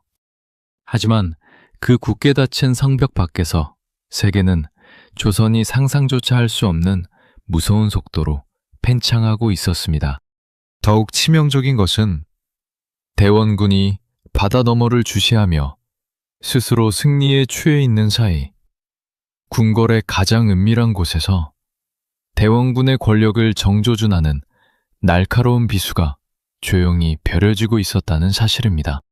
그 칼자루를 쥔 자는 바로 훌쩍 자라 어른이 된 국왕 고종, 그리고 그의 곁에선 지독히도 영리한 한 여인이었습니다. 1873년 11월의 어느 날 창덕궁 앞마당에 쩌렁쩌렁한 목소리가 울려 퍼졌습니다. 한 늙은 선비가 도끼를 옆에 둔 채 바닥에 엎드려 목에서 피가 나도록 소리를 치고 있었죠. 바로 지부상소, 즉 내 목을 치지 않을 거라면 내 말을 들어달라는 결사의 한이었습니다. 전하, 지금 국정을 제멋대로 주무르는 자가 도대체 누구이옵니까? 어찌하여 아버지가 임금의 자리를 대신하며 천하를 호령한단 말이옵니까? 전하께서는 이제 성인이 되셨사오니 마땅히 친정을 하시어 저 간신배들을 물리치시옵소서. 조정을 발칵 뒤집어 놓은 이 한마디, 바로 면함 최익현의 상소였습니다. 대원군의 10년 철권 통치에 정면으로 돌직구를 날린 이 상소문은 그저 꼬장꼬장한 늙은 선비의 개인적인 불만이 아니었습니다. 그것은 10년 동안 대원군의 그늘에 숨어 칼을 갈아온 두 사람, 즉 22살의 청년이 된 임금 고종과 그의 아내 명성황후가 던진 치명적인 승부수였죠. 대원군이 명성황후를 며느리로 들인 것은 그녀의 집안이 한미했기 때문이었습니다. 외척의 바로를 끔찍하게 싫어했던 대원군에게 아버지를 일찍 여의고 뒷배가 없는 민씨 처녀는 가장 완벽하고 순종적인 왕비 후보로 보였을 겁니다. 하지만 그것은 대원군 평생의 가장 거대한 착각이었습니다. 명성황후는 시아버지의 예상을 산산조각 낼 만큼 지독하게 영리하고 정치적인 야심이 끓어오르는 여인이었으니까요. 명성황후는 궁궐 구석에서 책을 읽으며 조용히 때를 기다렸습니다. 그녀는 대원군의 무자비한 개혁에 앙심을 품은 세력들을 하나둘씩 자신의 편으로 끌어들였죠. 서원 철폐로 분노한 유생들, 권력에서 밀려난 안동 김씨와 풍양조 씨 가문, 심지어 대원군의 친형인 이최영까지 포섭했습니다. 반대파들을 거미줄처럼 엮어 거대한 포위망을 완성한 명성황후는 마침내 남편 고종에게 은밀히 속삭였습니다. 전하, 이제 옥좌의 진정한 주인이 누구인지 세상에 보여주실 때가 되었습니다. 아버님의 그늘에서 벗어나 전하의 나라를 세우시옵소서. 마침내 최익현의 상소라는 폭탄이 터지자 고종은 기다렸다는 듯이 움직였습니다. 과인이 이제 나이가 20을 넘겼으니 오늘부터 모든 정사는 과인이 직접 돌볼 것이다. 당장 운현궁에서 대궐로 들어오는 전용문을 막아버리고 대원군의 출입을 엄격히 통제하라. 운현궁에서 이 소식을 전해들은 대원군은 그야말로 벼락을 맞은 듯 했습니다. 내가 어떻게 세운 조선인데, 내가 어떻게 닦아놓은 왕권인데, 핏덩이 같은 내 아들과 순진한 줄만 알았던 며느리가 내 등에 칼을 꽂다니. 대원군은 분노와 배신감에 몸을 떨었지만 이미 권력의 중심은 고종과 민씨 일가로 완전히 넘어간 뒤였습니다. 왕의 명령을 거역하는 것은 곧 역모였기에 대원군은 끓어오르는 분노를 삼키며 쓸쓸히 한양을 떠나 양주로 물러날 수밖에 없었죠. 10년 동안 무소불위의 권력을 휘두르며 낡은 조선을 뜯어고치고 서구 열강의 한 포마저 튕겨냈던 거인 흥선대원군. 그의 시대는 아들의 차가운 선언 한마디에 그렇게 허무하게 막을 내렸습니다. 백성들은 엇갈린 반응을 보였습니다. 꽉 막힌 폭군이 물러났다며 기뻐하는 이들도 있었고, 썩은 양반들을 혼내주던 호랑이가 사라졌다며 아쉬워하는 이들도 있었죠. 이제 권력의 공백을 채운 것은 고종과 명성황후, 그리고 새롭게 득세하기 시작한 여흥 민씨 일가였습니다. 고종은 아버지의 그림자에서 벗어나 스스로의 정치를 펴겠다고 다짐했습니다. 하지만 대원군이라는 거대한 방패가 사라진 조선의 앞날에는 이전과는 비교할 수 없을 만큼 흉포하고 교활한 외세의 폭풍이 밀려오고 있었습니다. 문을 닫아 걸었던 아버지가 떠난 바로 그 직후 굳게 닫혔던 조선의 빗장을 부수기 위해 섬나라 일본의 검은 배들이 바다를 건너 소리 없이 다가오고 있었던 것입니다. 쾅 하는 귀를 찢는 굉음과 함께 1875년 9월 20일 강화도 초지진 앞바다에 무거운 침묵이 산산조각 났습니다. 바닷물이 기둥처럼 솟구치고 매캐한 흙먼지가 시야를 가리는 가운데 시커먼 연기를 뿜어내는 이양선 한 척이 짐승처럼 유유히 모습을 드러냈죠. 하지만 이번에는 프랑스 함대도 미국 함대도 아니었습니다. 펄럭이는 깃발은 바로 이웃나라 일본 제국의 군함 운요호였습니다. 조선군이 먼저 발포하도록 유도하라. 단 한 발의 포탄이라도 우리 쪽으로 날아온다면 그것이 바로 이 굳게 닫힌 문을 부술 완벽한 명분이 될 것이다. 운요호의 함장 이노우의 요시카의 입가에 비열한 미소가 번졌습니다. 당시 일본은 메이지 유신을 통해 서양의 기술과 제도를 흡수하며 무서운 속도로 근대화의 길을 걷고 있었습니다. 자신감이 하늘을 찌르던 일본 내에서는 내부의 정치적 불만을 외부로 돌리기 위해 조선을 정벌해야 한다는 정한론이 들끓고 있었죠. 운요호는 조선의 해안을 무단으로 측량하며 의도적으로 수비대를 자극했습니다. 허락 없이 강화 해협을 거슬러 올라오는 정체불명의 작은 보트들을 향해 조선 수기대는 경고 사격을 가했습니다. 그것은 영토를 지키기 위한 지극히 당연한 조치였죠. 하지만 일본군은 기다렸다는 듯이 보남에 막강한 함포를 열고 무자비한 불벼락을 쏟아부었습니다. 무너진 것은 초지진뿐만이 아니었습니다. 일본군은 인근의 영종도에 상륙하여 수백 명의 조선 군민을 학살하고 민가를 불태웠으며 무기와 군수물자를 모조리 약탈해갔습니다. 정당방위를 위장한 명백한 침략이자 계획된 도발이었죠. 그리고 이듬해 2월, 일본은 전권대사 구로다 기요타카와 함께 군함 7척을 끌고 와 강화도 앞바다에 무력 시위를 벌이며 조약 체결을 강요했습니다. 조선의 조정은 발칵 뒤집혔습니다. 불과 몇 년 전만 해도 대원군의 호령 아래 결사한전을 외쳤을 테지만 지금 대궐의 주인은 고종과 명상황후였습니다. 전하, 저들은 서양의 무기로 무장하여 과거의 왜구와는 차원이 다르옵니다. 만약 저들의 요구를 거부한다면 병인년과 신민년의 창극을 다시 겪어야 할 것이옵니다. 무력을 앞세운 저들을 달래기 위해서라도 문을 열어야 하옵니다. 박규수를 비롯한 초기 개화파 관료들과 명성황후의 민씨 세력은 대원군과는 정반대의 선택을 내렸습니다. 전쟁 대신 협상을, 쇄국 대신 개항을 택한 것이죠. 결국 1876년 2월 27일 강화도 연무당에서 조선의 대표 신원과 일본의 대표 구로다 사이에 조일수호 조규, 즉 강화도 조약이 체결됩니다. 이것은 조선이 외국과 맺은 최초의 근대적 조약이었습니다. 하지만 그 이면에는 뼈아픈 독소 조항들이 교묘하게 숨어 있었습니다. 조약 제1관, 조선은 자주국이며 일본과 평등한 권리를 가진다. 겉보기엔 그럴싸해 보이지만 이것은 수백 년간 이어져 온 청나라의 간섭을 끊어내고 일본이 조선을 독차지하기 위한 밑밥이었습니다. 더욱 치명적인 것은 치외 법권과 해안 측량권이었습니다.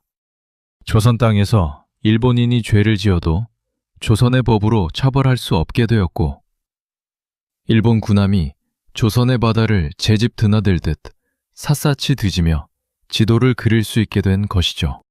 이것은 훗날 일본이 한반도를 침략할 완벽한 고속도로를 깔아준 것이나 다름없었습니다.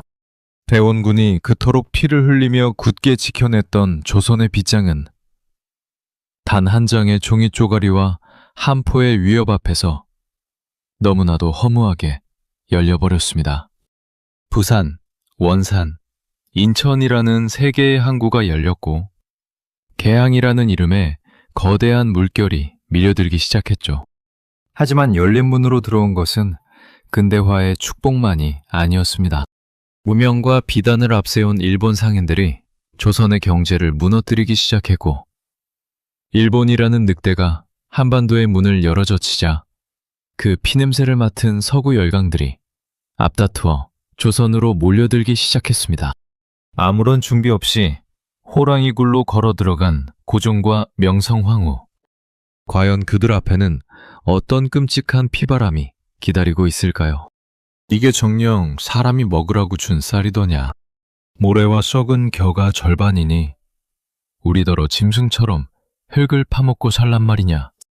1882년 6월 한양도성에 자리한 선해청 도감 앞마당. 분노에 찬 병사의 고함 소리가 허공을 갈랐습니다. 13달, 무려 1년이 넘도록 단 한 푼의 급료도 받지 못하고 굶주림에 허덕이던 구식 군인들이었습니다. 아내와 자식들이 굶어 죽어가는 것을 눈물로 지켜보던 그들에게 마침내 밀린 월급으로 지급된 쌀은 차라리 주지 않느니만 못한 끔찍한 조롱이었습니다.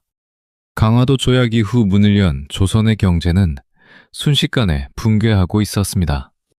일본 상인들은 영국제 면진물을 가져와 비싸게 팔고 조선의 쌀을 무진장 쓸어갔죠. 쌀값은 천정부지로 치솟았고 백성들의 삶은 나락으로 떨어졌습니다. 게다가 고종과 명성황후는 서양의 제도를 본따 개화 정책을 추진하면서 신식 군대인 별기군을 창설했습니다. 이 별기군의 대우는 파격적이었습니다. 일본인 교관에게 훈련을 받으며 윤이 나는 제복과 최신식 무기, 그리고 풍족한 급료를 받았죠. 반면 구식 군대 병사들은 녹슨 화승총을 든 채 철저히 버림받았습니다. 이 모든 차별과 부패의 정점에 서 있던 인물이 바로 명성황후의 친척이자 선해청 당상이었던 민겸호였습니다.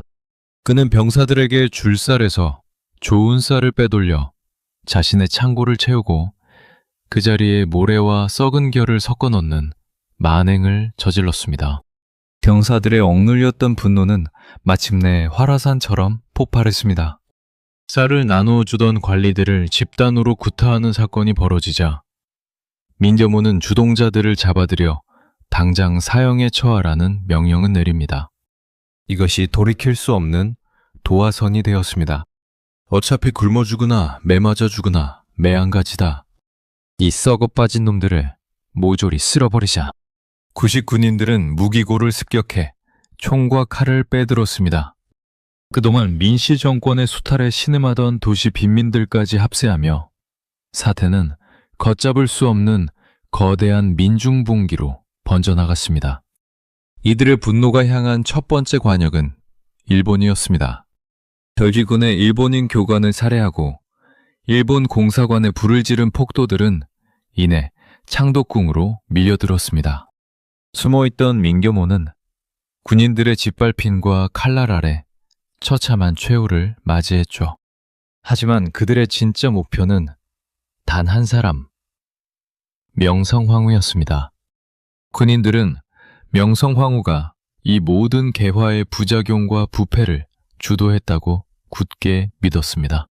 위기가 턱밑까지 다가온 절체절명의 순간, 명성황후는 궁녀의 옷으로 다급히 변장한 채 궁궐 담장을 넘어 충주로 도주하는 데 성공합니다.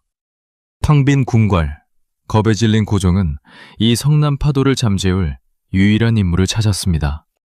바로 9년 전 자신이 권좌에서 몰아냈던 아버지, 흥선대원군이었습니다. 병사들의 열렬한 환호 속에 다시 대궐로 돌아온 대원군은 즉시 모든 개화 정책을 백지화하고 굳게 문을 닫아 걸었던 통상수교 거부의 시대로 돌아갈 것을 선언했습니다. 하지만 대원군의 승리는 불과 한 달을 넘기지 못했습니다. 충주로 피신해 있던 명성황후가 청나라에 긴급히 군대를 파병해달라는 밀서를 보낸 것입니다. 권력을 되찾기 위해 스스로 외세를 안방으로 끌어들이는 치명적인 오판이었죠. 조선에 대한 종주권을 확실히 다지고 싶었던 청나라는 기다렸다는 듯이 3,000명의 대군을 이끌고 한양으로 진주했습니다. 그리고 조선의 군란을 진압한다는 명분 아래 일국의 국왕의 아버지인 흥선대원군을 군사 텐트로 유인하여 청나라 텐진으로 강제 납치해버립니다. 조선의 백성들이 두 눈을 뜨고 지켜보는 한복판에서 벌어진 주권 침해의 굴욕이었습니다. 11년 전 신미양요 때 어제연 장군이 강화도에서 피를 토하며 막아냈던 외세의 군대가 이번에는 국왕과 왕비의 부름을 받고 당당하게 도성문을 열고 들어왔습니다. 청나라의 젊은 장수 위안스카이는 마치 식민지 총독처럼 조선의 내정에 깊숙이 간섭하기 시작했습니다. 도망쳤던 일본 공사 역시 군함을 끌고 돌아와 제물포 조약을 강요하며 조선 땅 한복판에 일본 군대를 주둔시키는 막강한 권리를 얻어냈죠. 병사들의 생존 투쟁으로 시작된 이모군란은 결국 지배층의 무능함과 권력욕 탓에 조선을 청나라와 일본의 군대가 서로 대치하는 위험천만한 화약고로 만들어버렸습니다.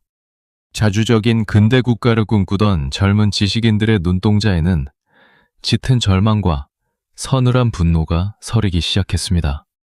이대로 청나라의 노예가 될 수는 없다. 무력한 조정을 뒤엎고 새로운 나라를 세워야만 한다. 달빛이 고요하게 내려앉은 우정총국 낙성식의 밤. 조선의 심장을 찌를 또 다른 비수가 날카롭게 번뜩이고 있었습니다. 부야! 우정총국에 불이 났다. 1884년 12월 4일 밤, 한양의 캄캄한 어둠을 딛고 날카로운 비명이 터져나왔습니다. 조선 최초의 우체국인 우정총국 개국 축하 연회장이 순식간에 아수라장으로 변했죠. 연회장 밖으로 황급히 몸을 피하던 수구파의 거두 민영익은 어둠 속에서 번뜩이는 칼날에 맞아 온몸이 피투성이가 된 채 쓰러졌습니다. 이 끔찍한 난동은 단순한 사고가 아니었습니다. 조선의 시계를 강제로 앞당기려 했던 젊은 지식인들, 이른바 급진 개화파가 목숨을 걸고 일으킨 거대한 쿠데타, 갑신정변의 붉은 서막이 오르는 순간이었습니다.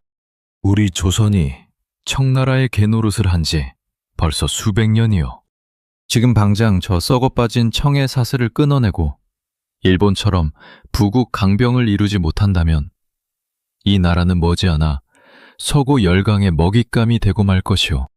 김옥균, 박영효, 서광범, 홍영식, 새파랗게 젊은 이 엘리트 관료들의 가슴 속에는 조선을 근대적인 자주국가로 만들겠다는 뜨거운 열망이 끓어오르고 있었습니다. 이무군란 이후 청나라의 노골적인 내정 간섭은 날이 갈수록 심해졌고 정권을 잡은 민씨 일가는 청나라의 찰싹 달라붙어 자신들의 권력과 부를 축적하는 데만 혈안이 되어 있었죠. 김옥균을 비롯한 급진 개화파는 생각했습니다. 저 썩은 무리들을 설득해서 나라를 바꿀 시간은 없다. 숨에 목을 치고 새로운 판을 짜야만 한다. 그들은 일본 공사 다케조에게 병력을 지원받기로 은밀히 약속을 맺고 거사이를 우정총국 개국 축하연으로 잡았습니다. 민영익이 칼에 맞고 쓰러지자 김옥균과 박영효는 피 묻은 칼을 쥔 채 곧장 창덕궁으로 내달렸습니다. 전하, 청나라 군대가 폭동을 일으켰사옵니다. 속히 옥체를 피하시옵소서. 고종과 명성황후는 혼비백산하여 급진 개화파의 안내에 따라 방어하기 쉬운 좁은 경우궁으로 몸을 피했습니다. 왕을 포위하듯 보호한 뒤 일본군이 궁궐의 외곽을 둘러쌌죠. 그리고 김옥균은 왕의 이름으로 수구파 대신들을 하나씩 궁궐로 불러들였습니다. 어명이요, 속히 드시라는 외침에 아무 의심 없이 대궐문을 들어서던 대신들은 문턱을 넘기가 무섭게 급진 개화파의 칼날 아래 처참히 목이 달아났습니다. 하룻밤 사이에 민씨 정권의 핵심 실세들이 모조리 도륙난 것입니다. 이튿날 아침 김옥균은 감격에 개운 목소리로 새로운 정부의 수립을 선언하고 14개조의 혁신정강을 세상에 발표했습니다. 청나라에 대한 조공을 폐지한다. 문벌과 신분을 철폐하여 인민평등의 권리를 세우고 능력에 따라 관리를 등용한다. 지주법을 개혁하여 관리들의 부정을 막고 굶주린 백성들을 구제한다. 그것은 조선 역사상 최초로 양반과 상놈의 구별을 없애고 모든 인간이 평등하다는 것을 국가의 법으로 선언한 엄청난 순간이었습니다. 근대 국가를 향한 완벽하고도 눈부신 청사진이었죠. 하지만 이들의 뜨거운 꿈은 너무나도 짧고 덧없었습니다. 거사의 치명적인 빈틈은 바로 명성황후였습니다. 처음에는 겁에 질려 떨던 명성황후는 상황이 이상하게 돌아가는 것을 눈치챘습니다.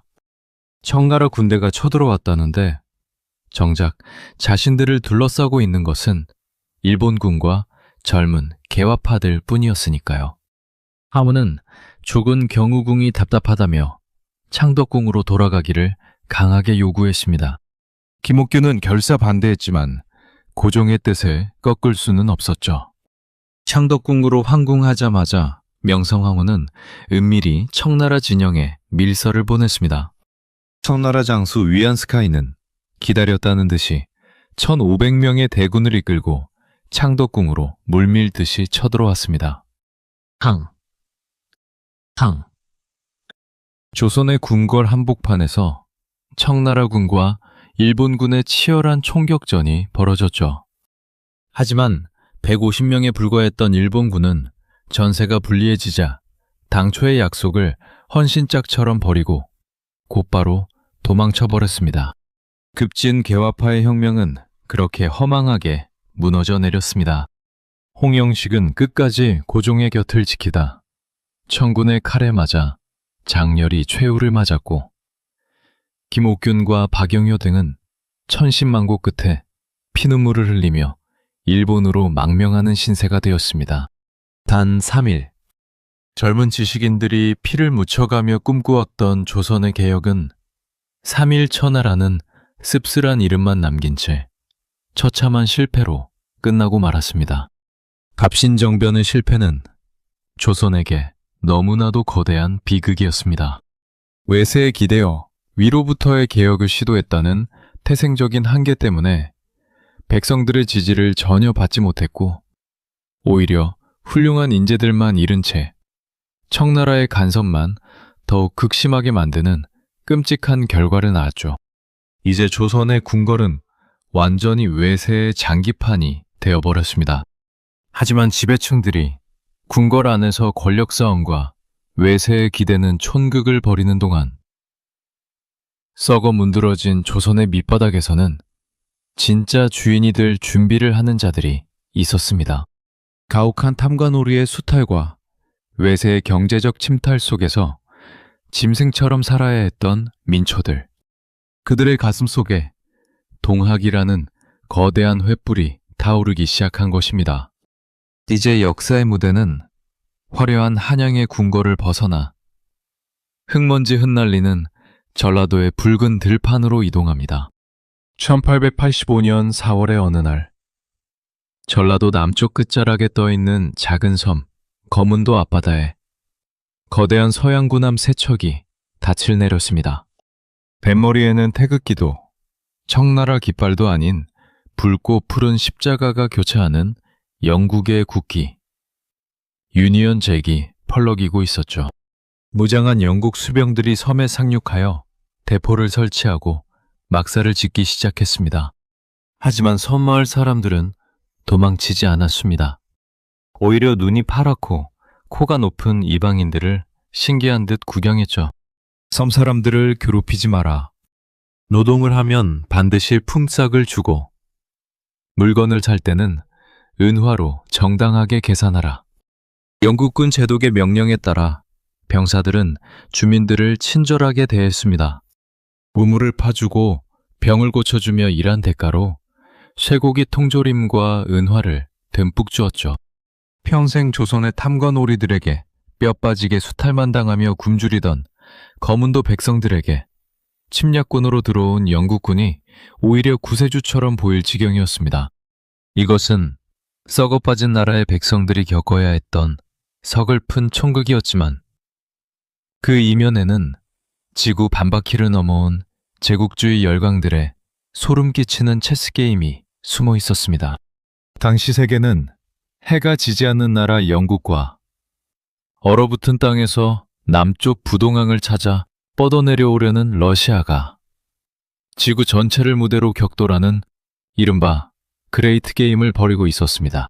중앙아시아 아프가니스탄에서 러시아와 전쟁 직전까지 갔던 영국은 러시아의 함대가 태평양으로 나아가는 길목을 막기 위해 조선의 거문도를 무단으로 점령해버린 것입니다. 그들은 거문도를 포트 해밀턴이라 부르며 자기들 마음대로 요새를 건설했습니다. 그렇다면 영토를 빼앗긴 조선 조정은 무엇을 하고 있었을까요?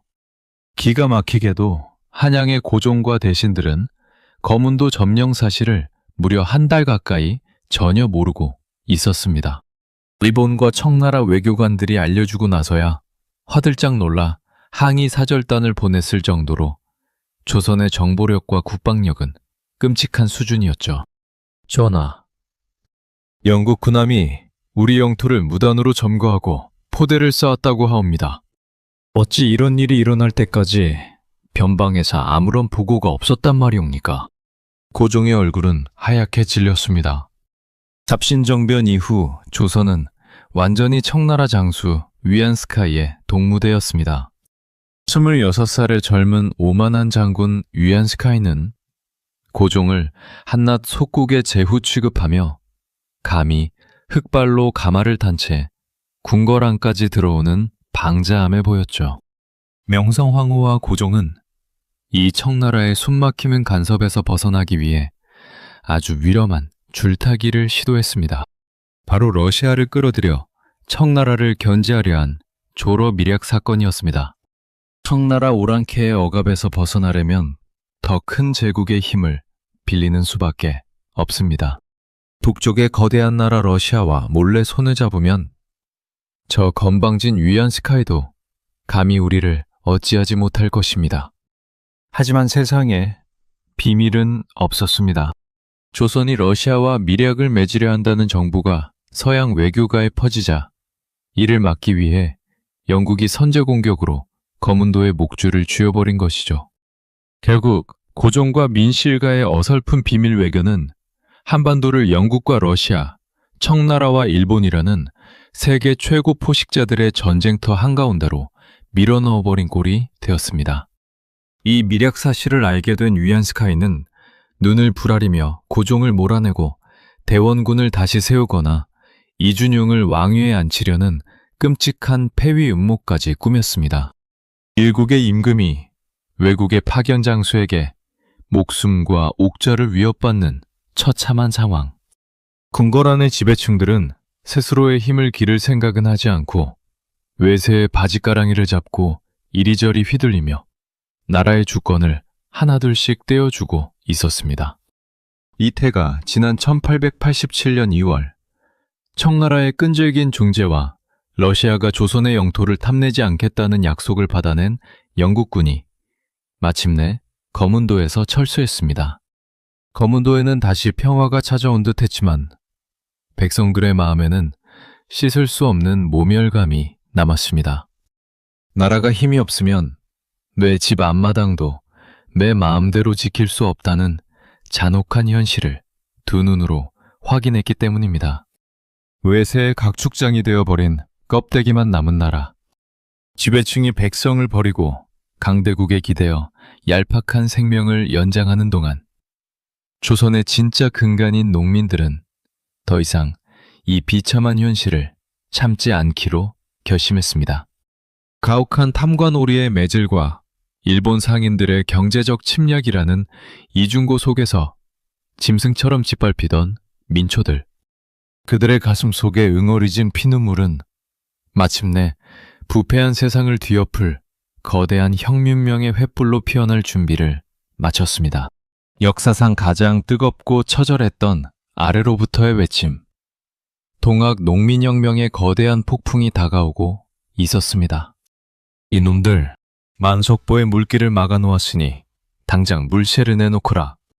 세를 내지 않는 놈들은 논바닥이 쩍쩍 갈라져 굶어 죽어도 내 알 바 아니니라.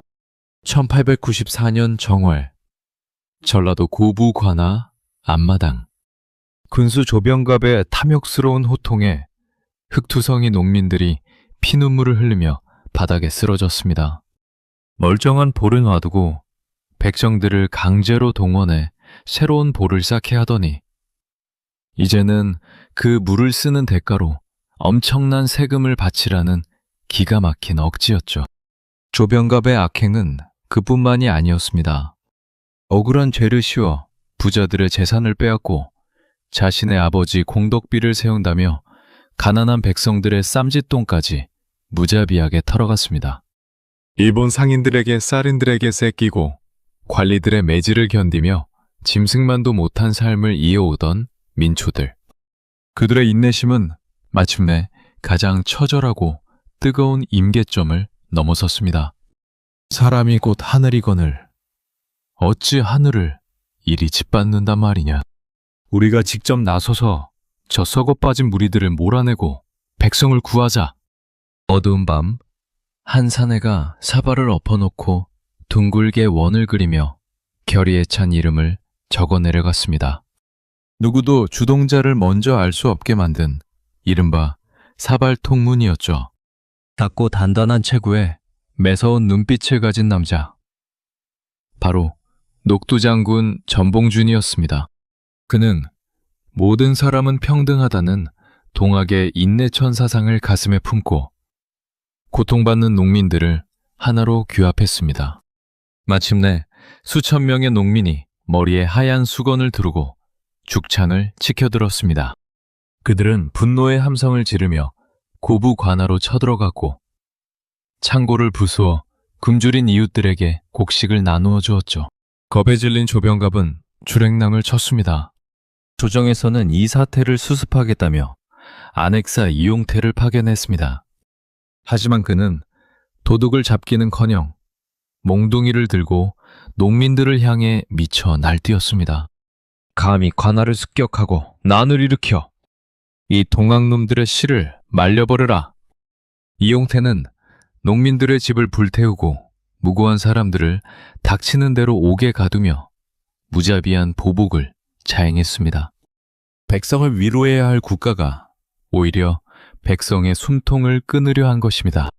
이 잔혹한 폭거는 결국 작은 고을의 봉기를 조선 전체를 뒤흔드는 거대한 혁명의 불길로 바꾸어 놓았습니다. 1894년 4월, 전봉준은 무장 땅에서 대대적인 궐기를 선언하며 포고문을 내걸었습니다. 우리가 의로움을 들어 여기에 이르렀으니 그 본뜻은 백성을 도탄에서 건지고 나라를 반석 위에 두려 함이다. 안으로는 탐악한 관리의 머리를 베고 밖으로는 횡포한 강적의 무리를 몰아내자. 전라도 전역에서 수만 명의 백성이 낫과 죽창을 들고 구름처럼 몰려들었습니다. 서면 하얀 옷을 입은 사람들의 바다여. 앉으면 손에 든 죽창이 빽빽한 대나무 숲을 이루었다 하여 서면 백산 앉으면 죽산이라는 장엄한 풍경이 연출되었죠. 관군이 이들을 진압하기 위해 몰려왔습니다. 하지만 죽음을 각오한 민초들의 기세를 부패한 관군이 당해낼 수는 없었죠. 황포현 전투와 황룡촌 전투에서 정규군을 연파한 동학 농민군은 거침없이 북상하여 마침내 전라도의 심장이자 조선 왕조의 발상지인 전주성을 점령해버렸습니다. 왕의 초상화가 모셔진 전주성이 농민의 손에 떨어졌다는 소식은 한양의 궁궐을 발칵 뒤집어 놓았습니다. 전하, 폭도들이 전주성을 함락시켰다 하옵니다. 우리 군대의 힘으로는 이들을 도저히 막을 길이 없사옵니다. 고종과 명성황후는 사시나무 떨듯 파랗게 질렸습니다. 내 나라의 백성들이 살려달라고 외치는 소리를 폭동으로만 규정한 그들은 이모군란 때와 똑같은 끔찍한 패착을 다시 한번 저지르고 맙니다. 또다시 청나라의 군대를 보내 우리 백성을 죽여달라고 애원한 것이죠. 하지만 고종과 민씨 정권은 미처 계산하지 못했습니다. 청나라 군대가 조선에 들어오면 과거 갑신정변 직후 맺었던 텐진 조약에 따라 일본 군대 역시 한반도에 들어올 수 있는 합법적인 구실이 생긴다는 사실을 말입니다. 농민들의 피눈물 어린 횃불이 타오르는 조선의 붉은 들판 위로 거대한 두 제국의 군대가 시커먼 총구를 겨눈 채 동시에 상륙하기 시작했습니다. 스스로의 힘으로 나라를 고칠 기회를 영영 잃어버린 조선. 그 위태로운 심장부로 파멸의 그림자가 드리워지고 있었습니다. 1894년 7월 25일 새벽, 짙은 해무가 깔린 아산만 풍도 앞바다. 고요한 수면을 찢고 고막을 터뜨릴 듯한 맹렬한 포성이 울려 퍼졌습니다. 불기둥과 함께 수백 명의 청나라 병사들이 탄 수송선이 두 동강나며 차가운 바다 밑으로 가라앉기 시작했죠. 바다 위는 살려달라 아우성치는 병사들의 비명과 붉은 피로 순식간에 지옥으로 변했습니다. 선전포고조차 없는 일본 해군의 기습 공격. 동아시아의 패권은 놓고 두 마리의 거대한 제국주의 승냥이가 격돌한 청일전쟁의 잔혹한 서막이 오르는 순간이었습니다. 하지만 이 끔찍한 전쟁의 무대는 그들의 땅이 아니었습니다. 바로 피눈물로 얼룩진 우리 조선의 앞마당이었죠. 시계를 조금만 앞으로 돌려보겠습니다. 전주성을 점령했던 전봉준과 동학 농민군은 청나라와 일본의 군대가 조선 땅에 상륙했다는 소식을 듣고 큰 충격에 빠졌습니다. 외세를 몰아내려다 오히려 더 큰 외세를 불러들인 꼴이 되었으니까요. 우리의 싸움이 자칫 저 승냥이들에게 나라를 바치는 핑계가 되어서는 안 된다. 당장 관군과 화해하고 고향으로 돌아가자. 전봉준은 뼈를 깎는 심정으로 조선 관군과 전주 화약을 맺고 스스로 해산했습니다. 농민들이 흩어졌으니 이제 외국 군대들도 돌아가야 마땅했죠. 조선 조정은 두 나라에 당장 군대를 물려달라고 요구했습니다. 청나라는 동의했지만 일본의 속내는 완전히 달랐습니다. 그들은 애초에 동학 농민군을 진압하러 온 것이 아니었습니다. 이 기회에 조선을 독차지하고 늙은 호랑이인 청나라의 숨통을 끊어버릴 치밀한 계획을 세우고 조선에 발을 들인 것입니다. 조선은 자주국이니 낡은 제도를 스스로 개혁해야 하오. 우리 일본군이 그 개혁을 친히 돕겠소이다. 일본 공사 오토리 게이스케는 무장한 군대를 이끌고 조선 조정을 압박하며 억지를 부렸습니다. 조선이 거부하자 일본은 무시무시한 이빨을 드러냈습니다. 7월 23일 새벽 수천 명의 일본군이 한양 도성의 문을 박살내고 거침없이 경복궁으로 밀고 들어왔습니다. 탕! 조선의 전궁 한복판에서 총격전이 벌어졌고 무기력한 조선 수비대는 순식간에 제압당했습니다. 일본군은 임금인 고종의 등 뒤에 차가운 총구를 겨눈 채 그들의 꼭두각시 노릇을 할 새로운 친일 내각을 강제로 세웠습니다. 일국의 궁궐이 외국 군대의 군합 아래 처참하게 짓밟힌 그야말로 국가의 수치이자 치욕스러운 쿠데타였습니다. 임금을 인질로 잡은 일본은 거칠 것이 없었습니다. 그들은 조선군을 앞세워 풍도 앞바다와 아산에 주둔하던 청나라 군대를 선제 공격하며 본격적인 전쟁을 시작했습니다. 아이고, 남의 나라 군대들이 왜 우리 집 마당에서 대포를 쏘고 난리란 말이냐? 우리가 무슨 죄를 지었다고 이 난리를 겪어야 해? 전쟁터가 된 충청도와 평안도 일대의 백성들은 피눈물을 흘렸습니다. 수백 년간 조상대대로 일궈온 황금빛 들판은 군합 아래 짓밟혀 쑥대밭이 되었고 애써 지은 초가집들은 대포알을 맞아 시뻘건 잿더미로 변했습니다. 일본군은 조선 농민들의 소와 수레를 강제로 빼앗고 심지어 농민들의 목에 밧줄을 걸어 최전선으로 탄약을 나르게 하는 짐승만도 못한 짓을 저질렀습니다. 가장 처참했던 곳은 평양 전투였습니다.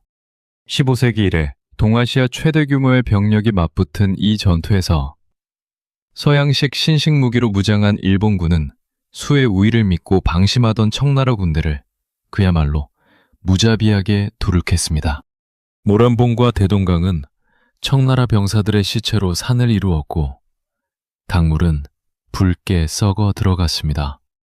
승기를 잡은 일본군은 압록강을 넘어 청나라 본토까지 진격했습니다. 수백 년 동안 동아시아의 절대 강자로 군림했던 청나라가 심흥제국 일본 앞에 무릎을 꿇는 역사적인 순간이었습니다. 하지만 이 일본의 승전보는 조선 민초들에게는 완전한 식민지로 전락한다는 사형 선고나 다름없었습니다. 경복궁이 점령당하고 이 땅이 일본의 군화발에 유린당하고 있다는 소식이 전라도 들판에 전해졌습니다.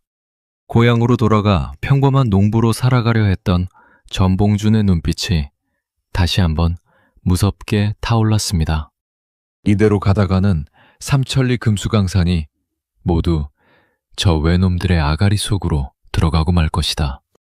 비록 우리의 무기가 낡고 힘이 모자랄지라도 저놈들을 몰아내지 않으면 조선의 내일은 없다! 다시 죽창을 들어라! 1894년 9월 한동안 흩어졌던 동학 농민군이 다시 한번 붉은 띠를 두르고 삼내로 집결하기 시작했습니다. 이번에는 썩은 관리가 아니라 나라의 주권을 짓밟은 거대한 제국주의 일본 정규군과의 처절한 전면전이었습니다. 무기와 병력에서 비교조차 할 수 없는 계란으로 바위치기. 하지만 수십만 명의 민초들은 조국을 지키기 위해 기꺼이 죽음의 계곡을 향해 진군을 시작했습니다. 역사가 피눈물로 기억하는 가장 숭고하고도 끔찍한 전투. 우금치의 붉은 언덕이 그들을 기다리고 있었습니다. 우금치의 붉은 흙이 농민들의 피로 질척이던 1894년 11월. 같은 시각 한영의 텅 빈 경복궁 전각 안에서는 전혀 다른 싸움이 벌어지고 있었습니다. 일본군의 총칼이 궁궐 밖을 겹겹이 포위한 가운데 초췌한 얼굴의 조선 관료들이 촛불 아래 모여 앉아 밤을 새우고 있었죠. 바로 군국 기무처였습니다.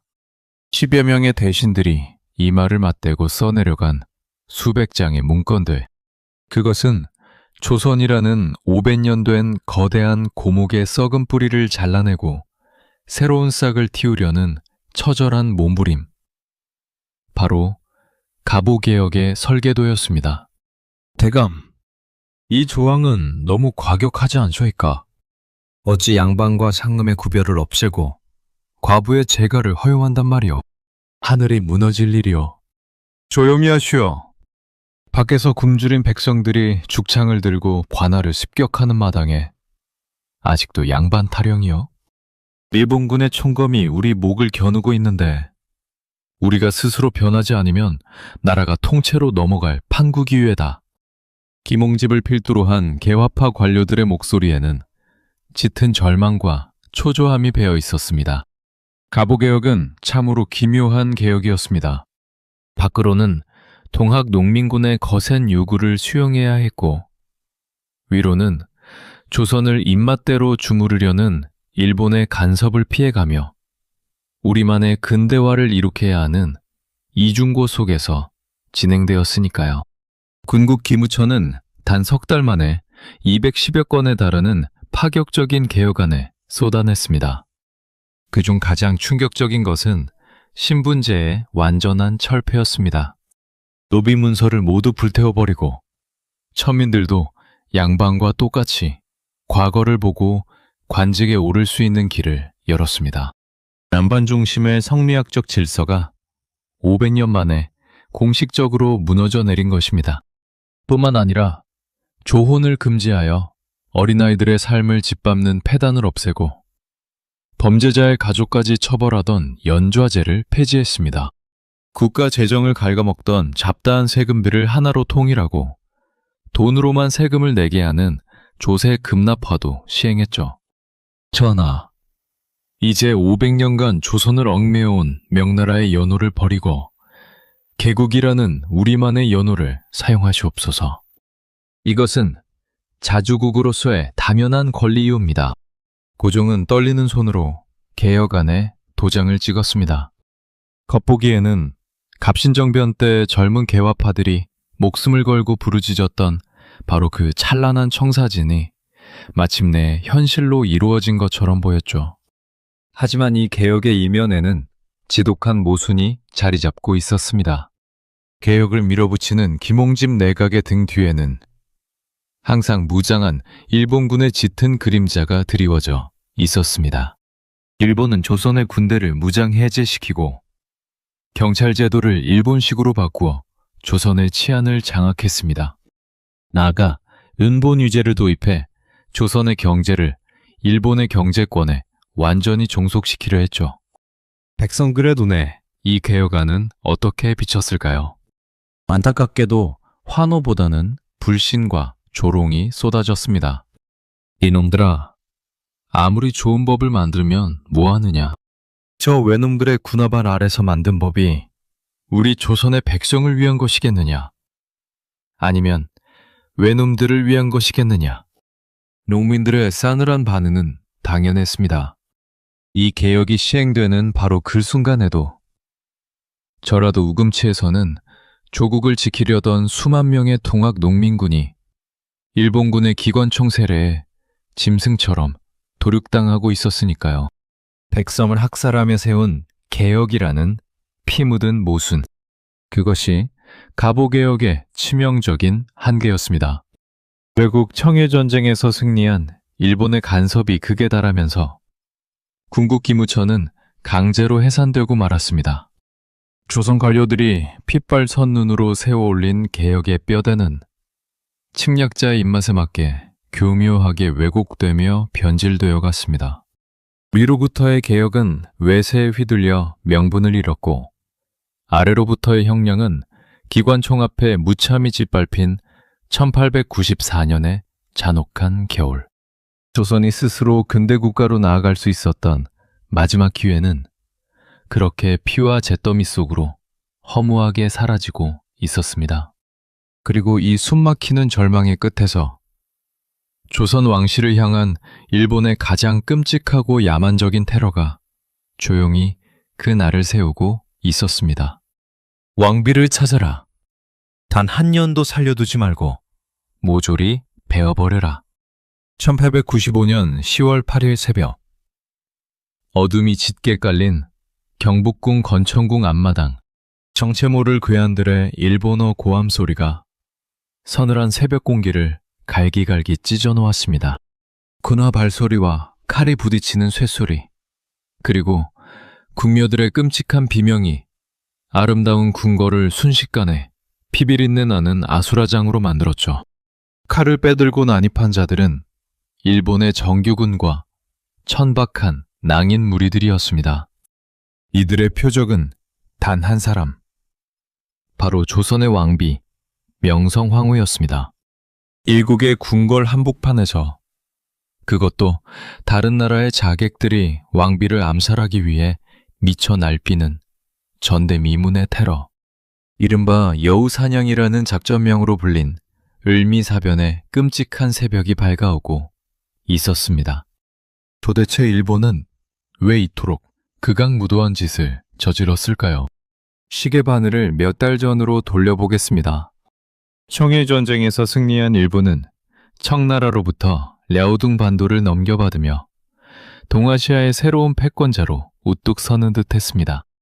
하지만 일본의 독주를 아니 꼽게 보던 불곰국 러시아가 프랑스, 독일을 끌어들여 일본을 압박하기 시작했죠. 이른바 삼국 간섭이었습니다. 압도적인 서양 열강의 무력 시위에 겁을 먹은 일본은 결국 랴오둥 반도를 고분고분 토해내고 맙니다. 이 광경을 경복궁에서 지켜보던 명성황후의 눈빛이 매섭게 빛났습니다. 저 오만방자한 일본을 누를 수 있는 힘이 바로 러시아에 있었구나.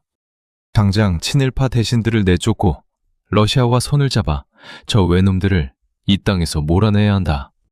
명성황후는 재빠르게 러시아 공사 베베루와 접촉하여 친러시아 내각을 구성했습니다. 일본이 피를 흘려가며 다 잡아놓은 조선이라는 사냥감이 다시 러시아의 입속으로 들어가려 하자 일본은 독이 바짝 올랐습니다. 벼랑 끝에 몰린 일본은 새 공사로 군인 출신의 강경파 미우라 고로를 파견합니다. 미우라는 치밀하고도 악랄한 계획을 세웠죠. 외교로 안 된다면 왕비를 직접 제거해버리겠다는 악마적인 발상이었습니다. 그들은 훈련대 해산에 불만을 품은 조선인 장교 우범선을 포섭하여 길잡이로 삼는 비열함까지 보였습니다. 마침내 운명의 10월 8일 새벽, 일본군 수비대와 낭인 무리가 광화문을 박살내고 쳐들어왔습니다. 비켜라! 감히 일본 제국 황군의 앞길을 막는 자는 모조리 죽여버릴 것이다. 대궐문을 열어줄 수 없다. 차라리 내 목을 먼저 치고 가라. 조선의 훈련대장 홍계훈이 부하들을 이끌고 결사적으로 막아섰지만 쏟아지는 일본군의 총탄 앞에 처참하게 쓰러졌습니다. 궁궐 수비대는 모래성처럼 무너졌고 피에 굶주린 늑대떼 같은 낭인들은 고종이 머무는 강령전을 짓밟은 뒤 왕비의 처소인 건천궁 오코루로 들이닥쳤습니다. 어디 있느냐? 누가 왕비인지 당장 말해라. 칼을 휘두르며 궁녀들의 머리채를 잡아 끌던 자객들은 마침내 궁상궁의 옷을 입고 숨어있던 명성황후를 찾아냈습니다. 차가운 칼날이 조선의 국모를 무참히 난도질했습니다. 한나라의 왕비가 자신이 살던 궁궐 안방에서 이웃나라의 깡패들에게 참혹하게 살해당하는 상상조차 할 수 없는 참극이 벌어진 것입니다. 일본의 만행은 여기서 끝나지 않았습니다. 그들은 자신들의 범죄를 덮기 위해 왕비의 시신에 석유를 뿌리고 노건 숲속에서 불태워버리는 천인공노할 짓까지 저질렀습니다. 명성황후의 뼈가 채 씻기도 전에 미우라 공사는 피 묻은 군화를 신고 고종 앞에 나타났습니다. 그리고는 덜덜 떠는 고종을 협박하여 친일 내각을 다시 세우고 명성황후를 폐서인으로 강등시킨다는 조칙에 강제로 도장을 찍게 만들었죠. 죽은 왕비에게 모든 책임을 뒤집어 씌워 자신들의 살인을 정당화하려는 참으로 악랄한 수작이었습니다. 소식을 들은 조선 팔도의 백성들은 분노로 오열했습니다. 비록 민씨 정권의 수탈에 고통받고 원망도 많았지만 일국의 어미가 오랑캐의 칼에 참살당했다는 사실은 백성들의 가슴에 거대한 불길을 당겼습니다. 국모의 원수를 갚자. 저 극악무도한 외놈들을 우리 땅에서 씨도 남기지 말고 멸해버리자. 전국 각지에서 선비와 농민들이 다시 무기를 들고 일어나는 을미의 병의 거센 파도가 시작되고 있었습니다. 하지만 텅 빈 궁궐에 홀로 남겨진 고종은 이 분노한 백성들을 이끌 용기조차 잃어버린 지 오래였습니다. 아내가 이웃방에서 도륙당하고 불태워지는 것을 지켜볼 수밖에 없었던 무기력한 임금. 일본의 칼날이 언제 자신의 목을 칠지 모른다는 끔찍한 두려움이 고종의 이성을 완전히 마비시키고 있었습니다. 살기 위해 고종이 선택한 길은 조선의 임금으로서 가장 수치스럽고도 절망적인 도피 행각이었습니다. 500년 조선 왕실의 존엄이 잿더미로 변해버린 그 아침, 핏빛으로 물든 조선의 하늘 아래서 또 다른 비극의 서막이 오르고 있었습니다. 가마를 멈추지 마라. 뒤를 돌아보아서도 아니 된다. 어서 걸문 밖으로 나가자꾸나. 1896년 2월 11일에 뼈가 시리도록 추운 새벽이었습니다. 경복궁 건춘문을 빠져나가는 두 대의 소박한 궁녀 가마 안에는 짐이 가득 실려 있는 듯 보였죠. 하지만 수비대의 매서운 눈초리를 피해 숨죽이고 있던 가마의 진짜 주인은 궁녀가 아니었습니다. 공포에 질려 입술을 파르르 떨고 있는 조선의 26대 임금 고종과 왕세자였습니다. 일국의 군주가 자신의 궁궐을 버리고 여인의 가마에 웅크린 채 도망치는 이 비참하고도 기막힌 탈출극. 바로 아관파천의 서글픈 새벽이 밝아오고 있었습니다. 아내인 명성황후가 일본의 자객들에게 무참히 난도질당해 불태워지는 것을 지켜본 고종의 삶은 그야말로 생지옥이었습니다. 언제 일본 낭인들의 칼날이 자신의 목을 칠지 모른다는 극도의 두려움이 그의 숨통을 조였죠. 고종은 궁궐 안에 그 누구도 믿지 못했습니다. 수라상에 독이 들었을까 두려워 언더우드를 비롯한 서양 선교사들이 자물쇠를 단단히 채워 몰래 들여보내준 연유와 통조림, 삶은 계란만으로 간신히 목숨을 연명할 정도였습니다. 궁궐은 더 이상 왕의 안식처가 아니라 일본군의 총칼이 번뜩이는 거대한 사형장이었습니다. 전하, 이제 결단을 내리셔야 합니다. 저 흉포한 외놈들의 소나기에서 벗어나려면 당장 러시아 공사관으로 옥체를 피하셔야 합니다. 훗날 순원 황귀비가 되는 엄상궁은 고종을 설득하여 치밀한 탈출 계획을 세웠습니다. 마침내 가마가 정동에 위치한 러시아 공사관의 육중한 철문을 통과하자 고종은 그제야 참았던 눈물을 왈칵 쏟아냈습니다. 조선의 임금이 남의 나라 영토나 다름없는 대사관으로 피신해버린 초유의 사태. 이 소식이 한양 도성에 퍼지자 조선의 정국은 그야말로 발칵 뒤집혔습니다. 다 잡은 사냥감을 눈앞에서 놓쳐버린 일본은 경악을 금치 못했고 고종의 피맺힌 명령 한마디에 권력의 판도는 순식간에 뒤집어졌습니다. 나를 협박하고 국무를 시해하는 데 동조한 친일 내각의 역적들을 당장 처단하라. 거대한 불곰, 러시아라는 방패 뒤에 숨은 고종은 거침없이 칙령을 내렸습니다. 김홍집을 비롯한 친일파 대신들이 줄줄이 수배되었죠.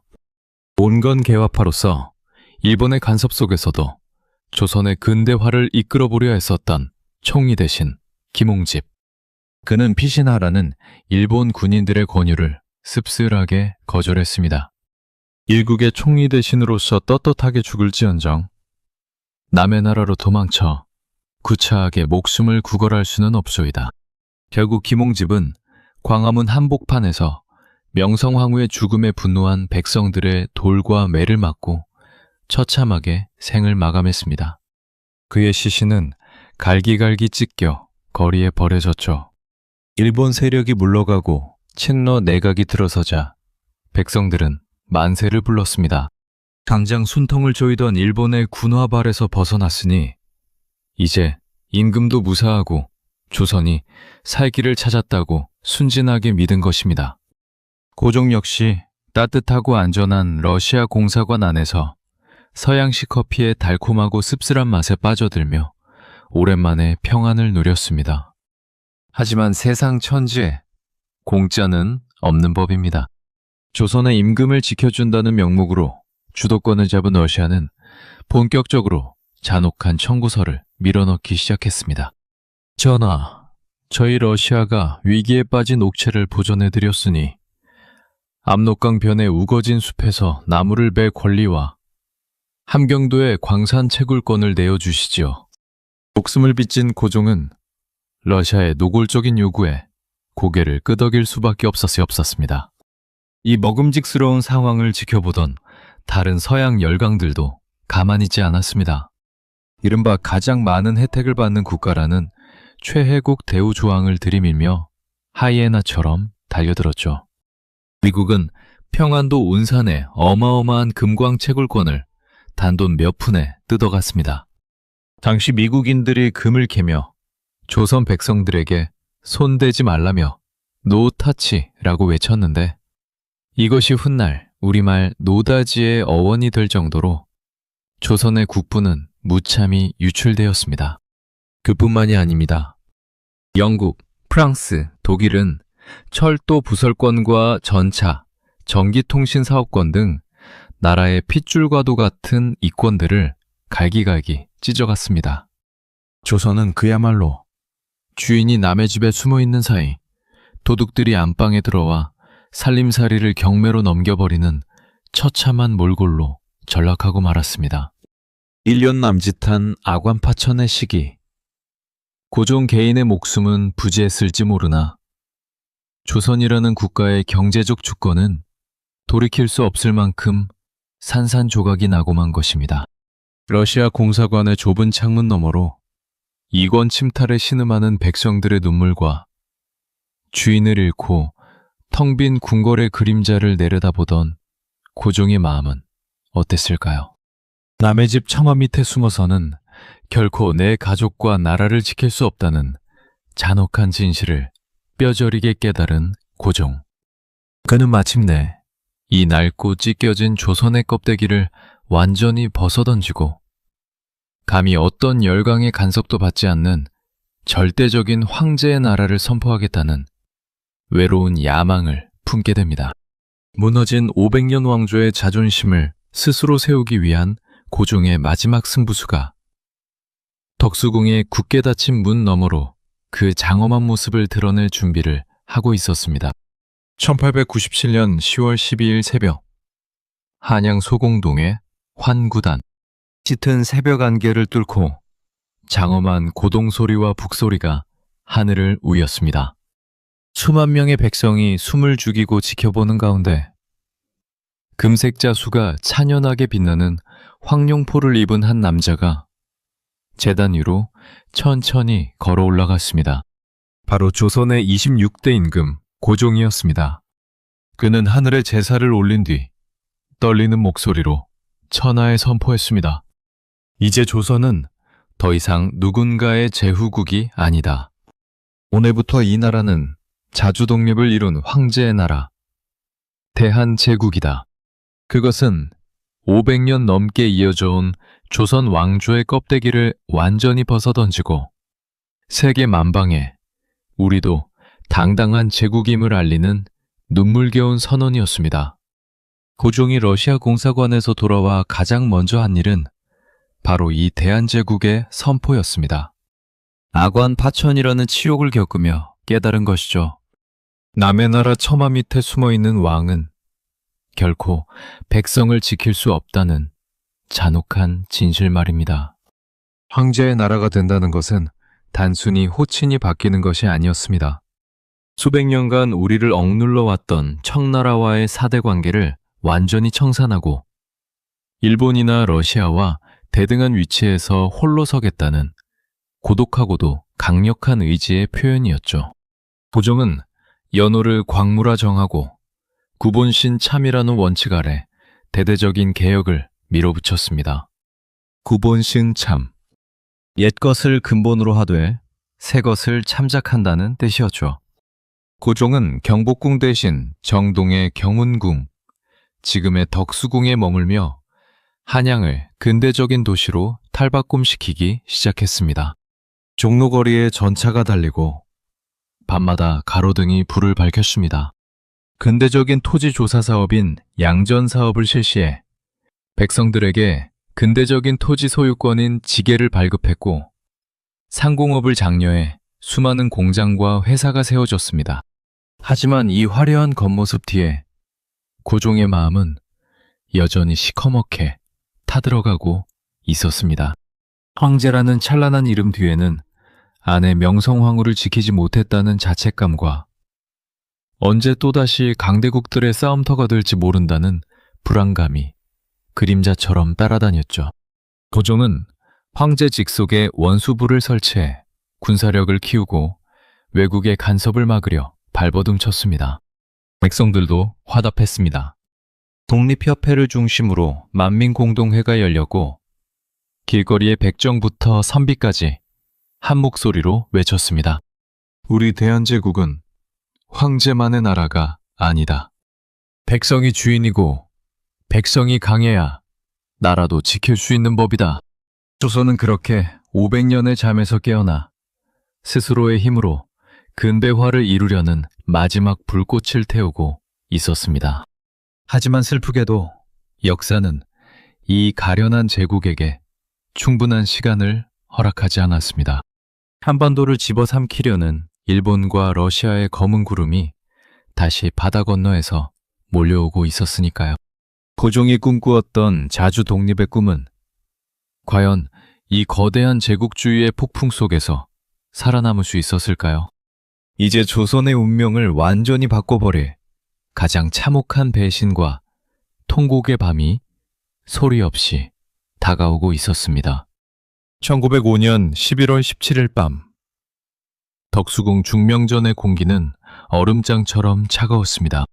궁궐 담장 밖은 무장한 일본군이 겹겹이 에워싸고 있었고 번뜩이는 총칼의 그림자가 창살 너머로 어른거렸죠.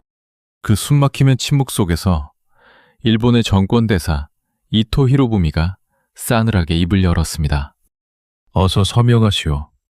이것은 동양의 평화를 위한 길이며 대한제국이 살 길은 이 조약뿐이오. 하지만 고종 황제는 끝내 회의장에 나타나지 않았습니다. 몸이 좋지 않다는 이유를 들어 침전에 머물며 침묵으로 항의했죠. 황제가 없는 회의장 안에서 대신들은 사시나무 떨듯 몸을 떨며 서로의 눈치만 살피고 있었습니다. 침묵을 깨고 찬종 대신 한규설이 자리를 박차고 일어났습니다. 이 조약은 우리나라를 송두리째 넘겨주는 것이니 내 목에 칼이 들어와도 결코 찬성할 수 없소. 한규설의 처절한 외침은 복도로 울려 퍼졌습니다.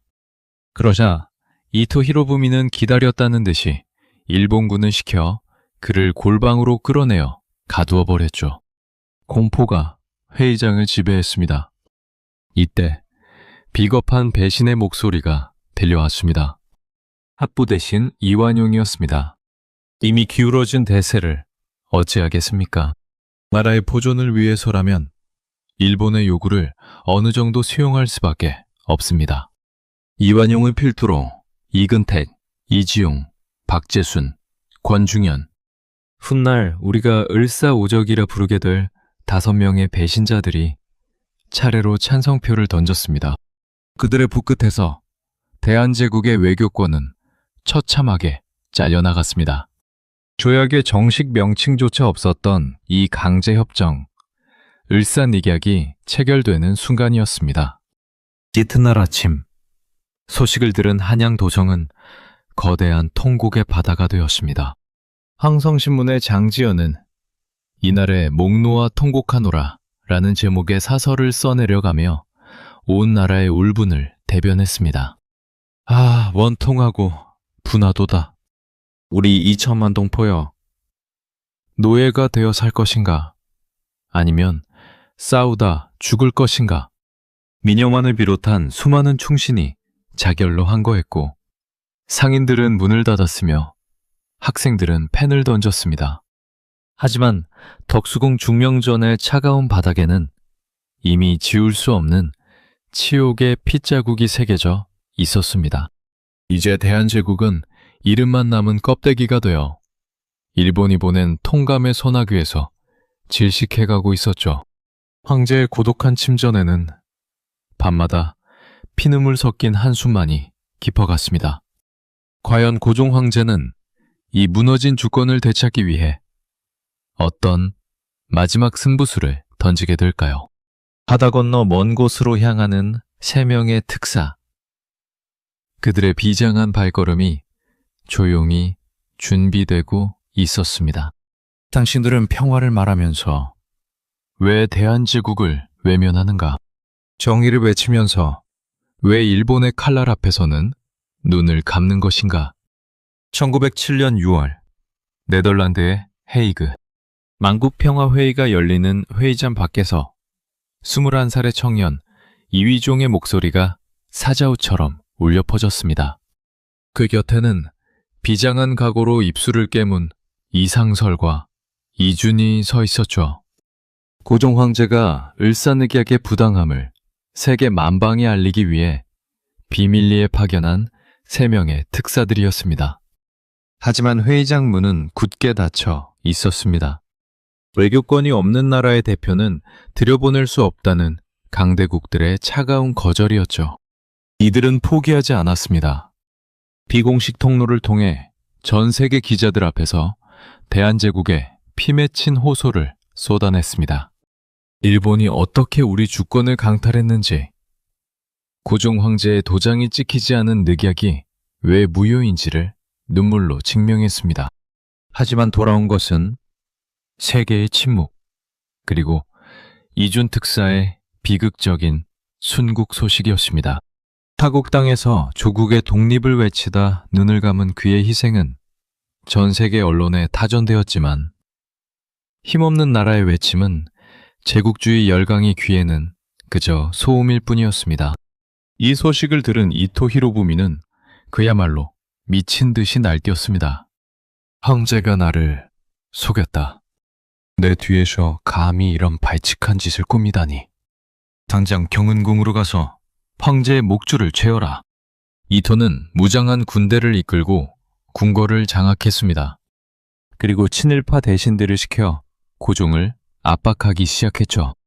밤새도록 이어진 협박과 회유 끝에 고종 황제는 결국 양위라는 이름의 강제 퇴위를 당하게 됩니다. 고종은 끝내 아들에게 왕위를 넘겨준다는 말 한마디를 하지 않았습니다. 하지만 일본은 내시들을 시켜 가짜 양위식을 거행하는 희대의 촌극을 벌였습니다. 주인 없는 옥저에 아들 순종이 앉혀졌고 고종은 태황제라는 허울 좋은 이름 아래 유폐되었습니다.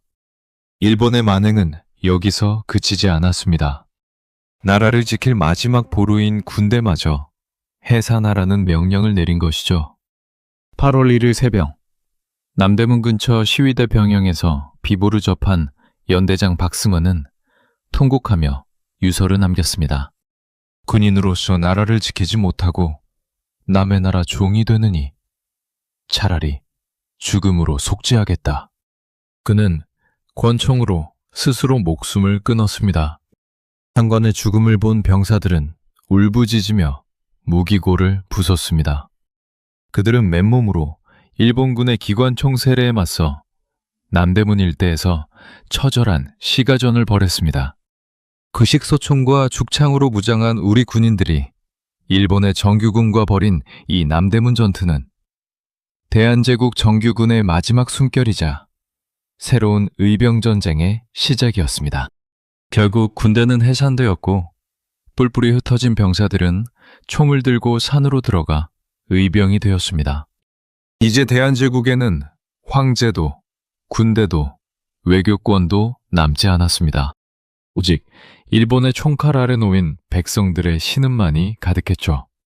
고종의 눈물 어린 승부수였던 헤이그 특사는 결국 황제의 퇴위와 군대 해산이라는 참혹한 대가로 돌아오고 말았습니다. 이제 500년을 이어온 이 왕조의 심장이 멎는 그 마지막 밤이 서리 없이 다가오고 있었습니다. 경복궁의 근정전도, 덕수궁의 중명전도 아니었습니다. 1910년 8월 22일, 한양의 공기는 비정상적일 만큼 고요했습니다. 헌덕궁 배주전 옆 흥복헌이라는 작은 정각에서 조선 519년의 운명을 단 몇 장의 종이 쪼가리에 팔아치우는 비밀 회담이 열리고 있었죠. 일본의 대포와 총칼이 성문을 겹겹이 에워싼 가운데 나라를 팔아넘기는 데 앞장선 이완용과 일본 통감 데라우치가 마주 앉았습니다. 이것으로 모든 것이 끝나는구려. 이제 대한제국이라는 이름은 역사 속으로 사라질 것이요. 이완용의 붓끝이 종이 위를 스칠 때마다 백성들의 숨결과 조상의 넋이 깃든 삼천리 강산이 일본의 소나기로 넘어갔습니다. 황제의 대리인이라는 자가 황제의 날을 통째로 넘겨주는 조약서에 도장을 찍는 순간이었죠. 하지만 일본은 이 사실을 곧바로 발표하지 않았습니다. 백성들의 거센 저항이 두려워 일주일 동안이나 쉬쉬하며 군대를 증강하고 한양 전체에 계엄령을 선포했죠. 그 무거운 침묵이 흐르던 8월 29일, 마침내 순종 황제의 마지막 칙령이 온 세상에 울려 퍼졌습니다. 짐이 부덕하여 조상으로부터 물려받은 이 강토를 끝내 지키지 못했노라. 이제 국권을 이웃나라 일본 황제에게 양도하니 너희 백성들은 소란을 피우지 말고 본업에 충실하라. 이것은 황제의 진심이 아니었습니다. 일본의 총칼에 강요된 찢어지는 가슴으로 내뱉은 피 맺힌 고백이었죠. 순종 황제는 옥새를 내어주지 않으려 마지막까지 버텼습니다. 현풍 뒤에서 지켜보던 순정용 황후가 옥새를 치마폭에 감추고 내놓지 않았지만 숙부인 윤태경이 강제로 빼앗아 이완용에게 건넸다는 슬픈 일화가 전해질 만큼 그날의 풍경은 비참했습니다. 소식을 들은 조선의 하늘은 무너져 내렸습니다. 종로의 상인들은 일제히 처시했고 백성들은 길거리에 주저앉아 땅을 치며 통곡했습니다. 아이고, 나라가 망했구나. 500년 사직이 이토록 허무하게 외놈들의 손에 넘어갔단 말이냐. 선비 황현은 나라를 지키지 못한 지식인의 책임을 통감하며 잘명시를 남기고 스스로 목숨을 끊었습니다. 인간 세상에 그라는 자 노릇하기 어렵구나 라는 그의 마지막 문장은 나라 잃은 모든 지식인의 가슴을 후벼 팠습니다. 관직에 있던 이들도, 시골의 농민들도, 심지어 기생들까지도 자결로 항거하거나 통곡하며 망국의 슬픔에 나누었죠. 그날 밤 남산에 걸려있던 태극기가 내려가고 그 자리에 붉은 원이 그려진 일장기가 올라갔습니다.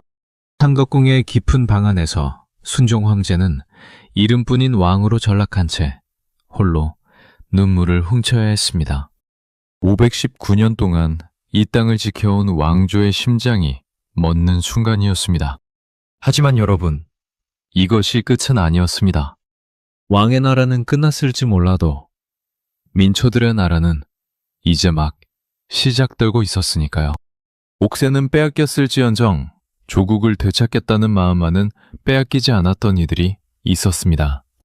나라를 잃은 바로 그날부터 만주와 연해주 그리고 미주 대륙 곳곳에서 이름 없는 영웅들이 다시 총을 들고 일어났습니다. 왕의 신하가 아닌 스스로 나라의 주인이라 믿는 시민들이 대한민국이라는 새로운 꿈을 꾸기 시작한 것입니다. 어둠이 가장 짙은 새벽, 그 길고도 험난한 독립전쟁의 서막이 이 피눈물 나는 종말 위에서 피어오르고 있었습니다. 텅 빈 근정전 마당에 마른 바람이 붑니다. 화려했던 단청은 빛이 바래고 주인 없는 옥자 위로는 고요한 먼지만이 내려앉아 있죠. 519년 태조 이성계가 개경을 떠나 한양에 새 나라의 기틀을 세웠던 그 찬란한 시작부터 순종 황제가 눈물로 국권을 넘겨야 했던 그 비극적인 끝까지 우리는 지금 막 거대한 역사의 한 페이지를 덮었습니다. 누군가는 조선을 무능하고 부패하여 망한 나라라고 손가락질합니다. 반파 싸움에 나를 지세우고 외세의 침략에 무기력하게 무너진 나약한 왕조라고 말이죠. 하지만 우리가 함께 걸어온 이 긴 여정 속에서 본 조선은 정말 그러했나요? 우리는 보았습니다. 백성을 위해 글자를 만든 세종의 고뇌를, 거북선을 몰고 바다를 호령하던 이순신의 결계를, 그리고 썩어 빠진 세상을 뒤엎기 위해 죽창을 들었던 전봉준의 뜨거운 눈물을 말입니다. 조선은 결코 왕들만의 나라가 아니었습니다. 가혹한 수탈 속에서도 조상의 묫자리를 지키고 나라가 위태로울 때마다 보따리를 싸들고 의병이 되었던 이름 없는 민초들, 그들이 바로 조선을 500년 넘게 지탱해온 거대한 뿌리였습니다. 이 왕조가 마지막 밤을 맞이했을 때 선비들은 붓을 꺾고 목숨을 끊었으며 농민들은 총을 들고 산으로 향했습니다. 왕의 나라는 끝났을지 몰라도 그들이 남긴 선비의 기계와 불굴의 의지는 사라지지 않았습니다. 그 기계는 곧 대한민국이라는 새로운 이름의 씨앗이 되었고 일제강점기라는 차가운 겨울을 버텨내는 유일한 불씨가 되었습니다. 조선이라는 거울을 통해 우리는 오늘을 봅니다. 권력의 탐욕이 부른 비극과 소통하지 않는 지도자가 초래한 파멸. 하지만 그 속에서도 끝내 꺾이지 않았던 희망의 역사. 우리는 이제 조선이라는 장엄한 역사의 마지막 책장을 덮고 그 다음 이야기인 일제강점기와 대한민국 임시정부의 처절하고도 눈부신 투쟁의 현장으로 나아가려 합니다. 500년 전 태조의 말발굽 소리가 들리던 한양의 흙길은 이제 고층 빌딩이 가득한 서울의 아스팔트가 되었지만 그 길을 걷고 있는 우리들의 몸속에는 여전히 조선의 뜨거운 피가 흐르고 있습니다. 우리가 역사를 잊지 않은 한 500년 조선의 이야기는 영원히 끝나지 않을 것입니다.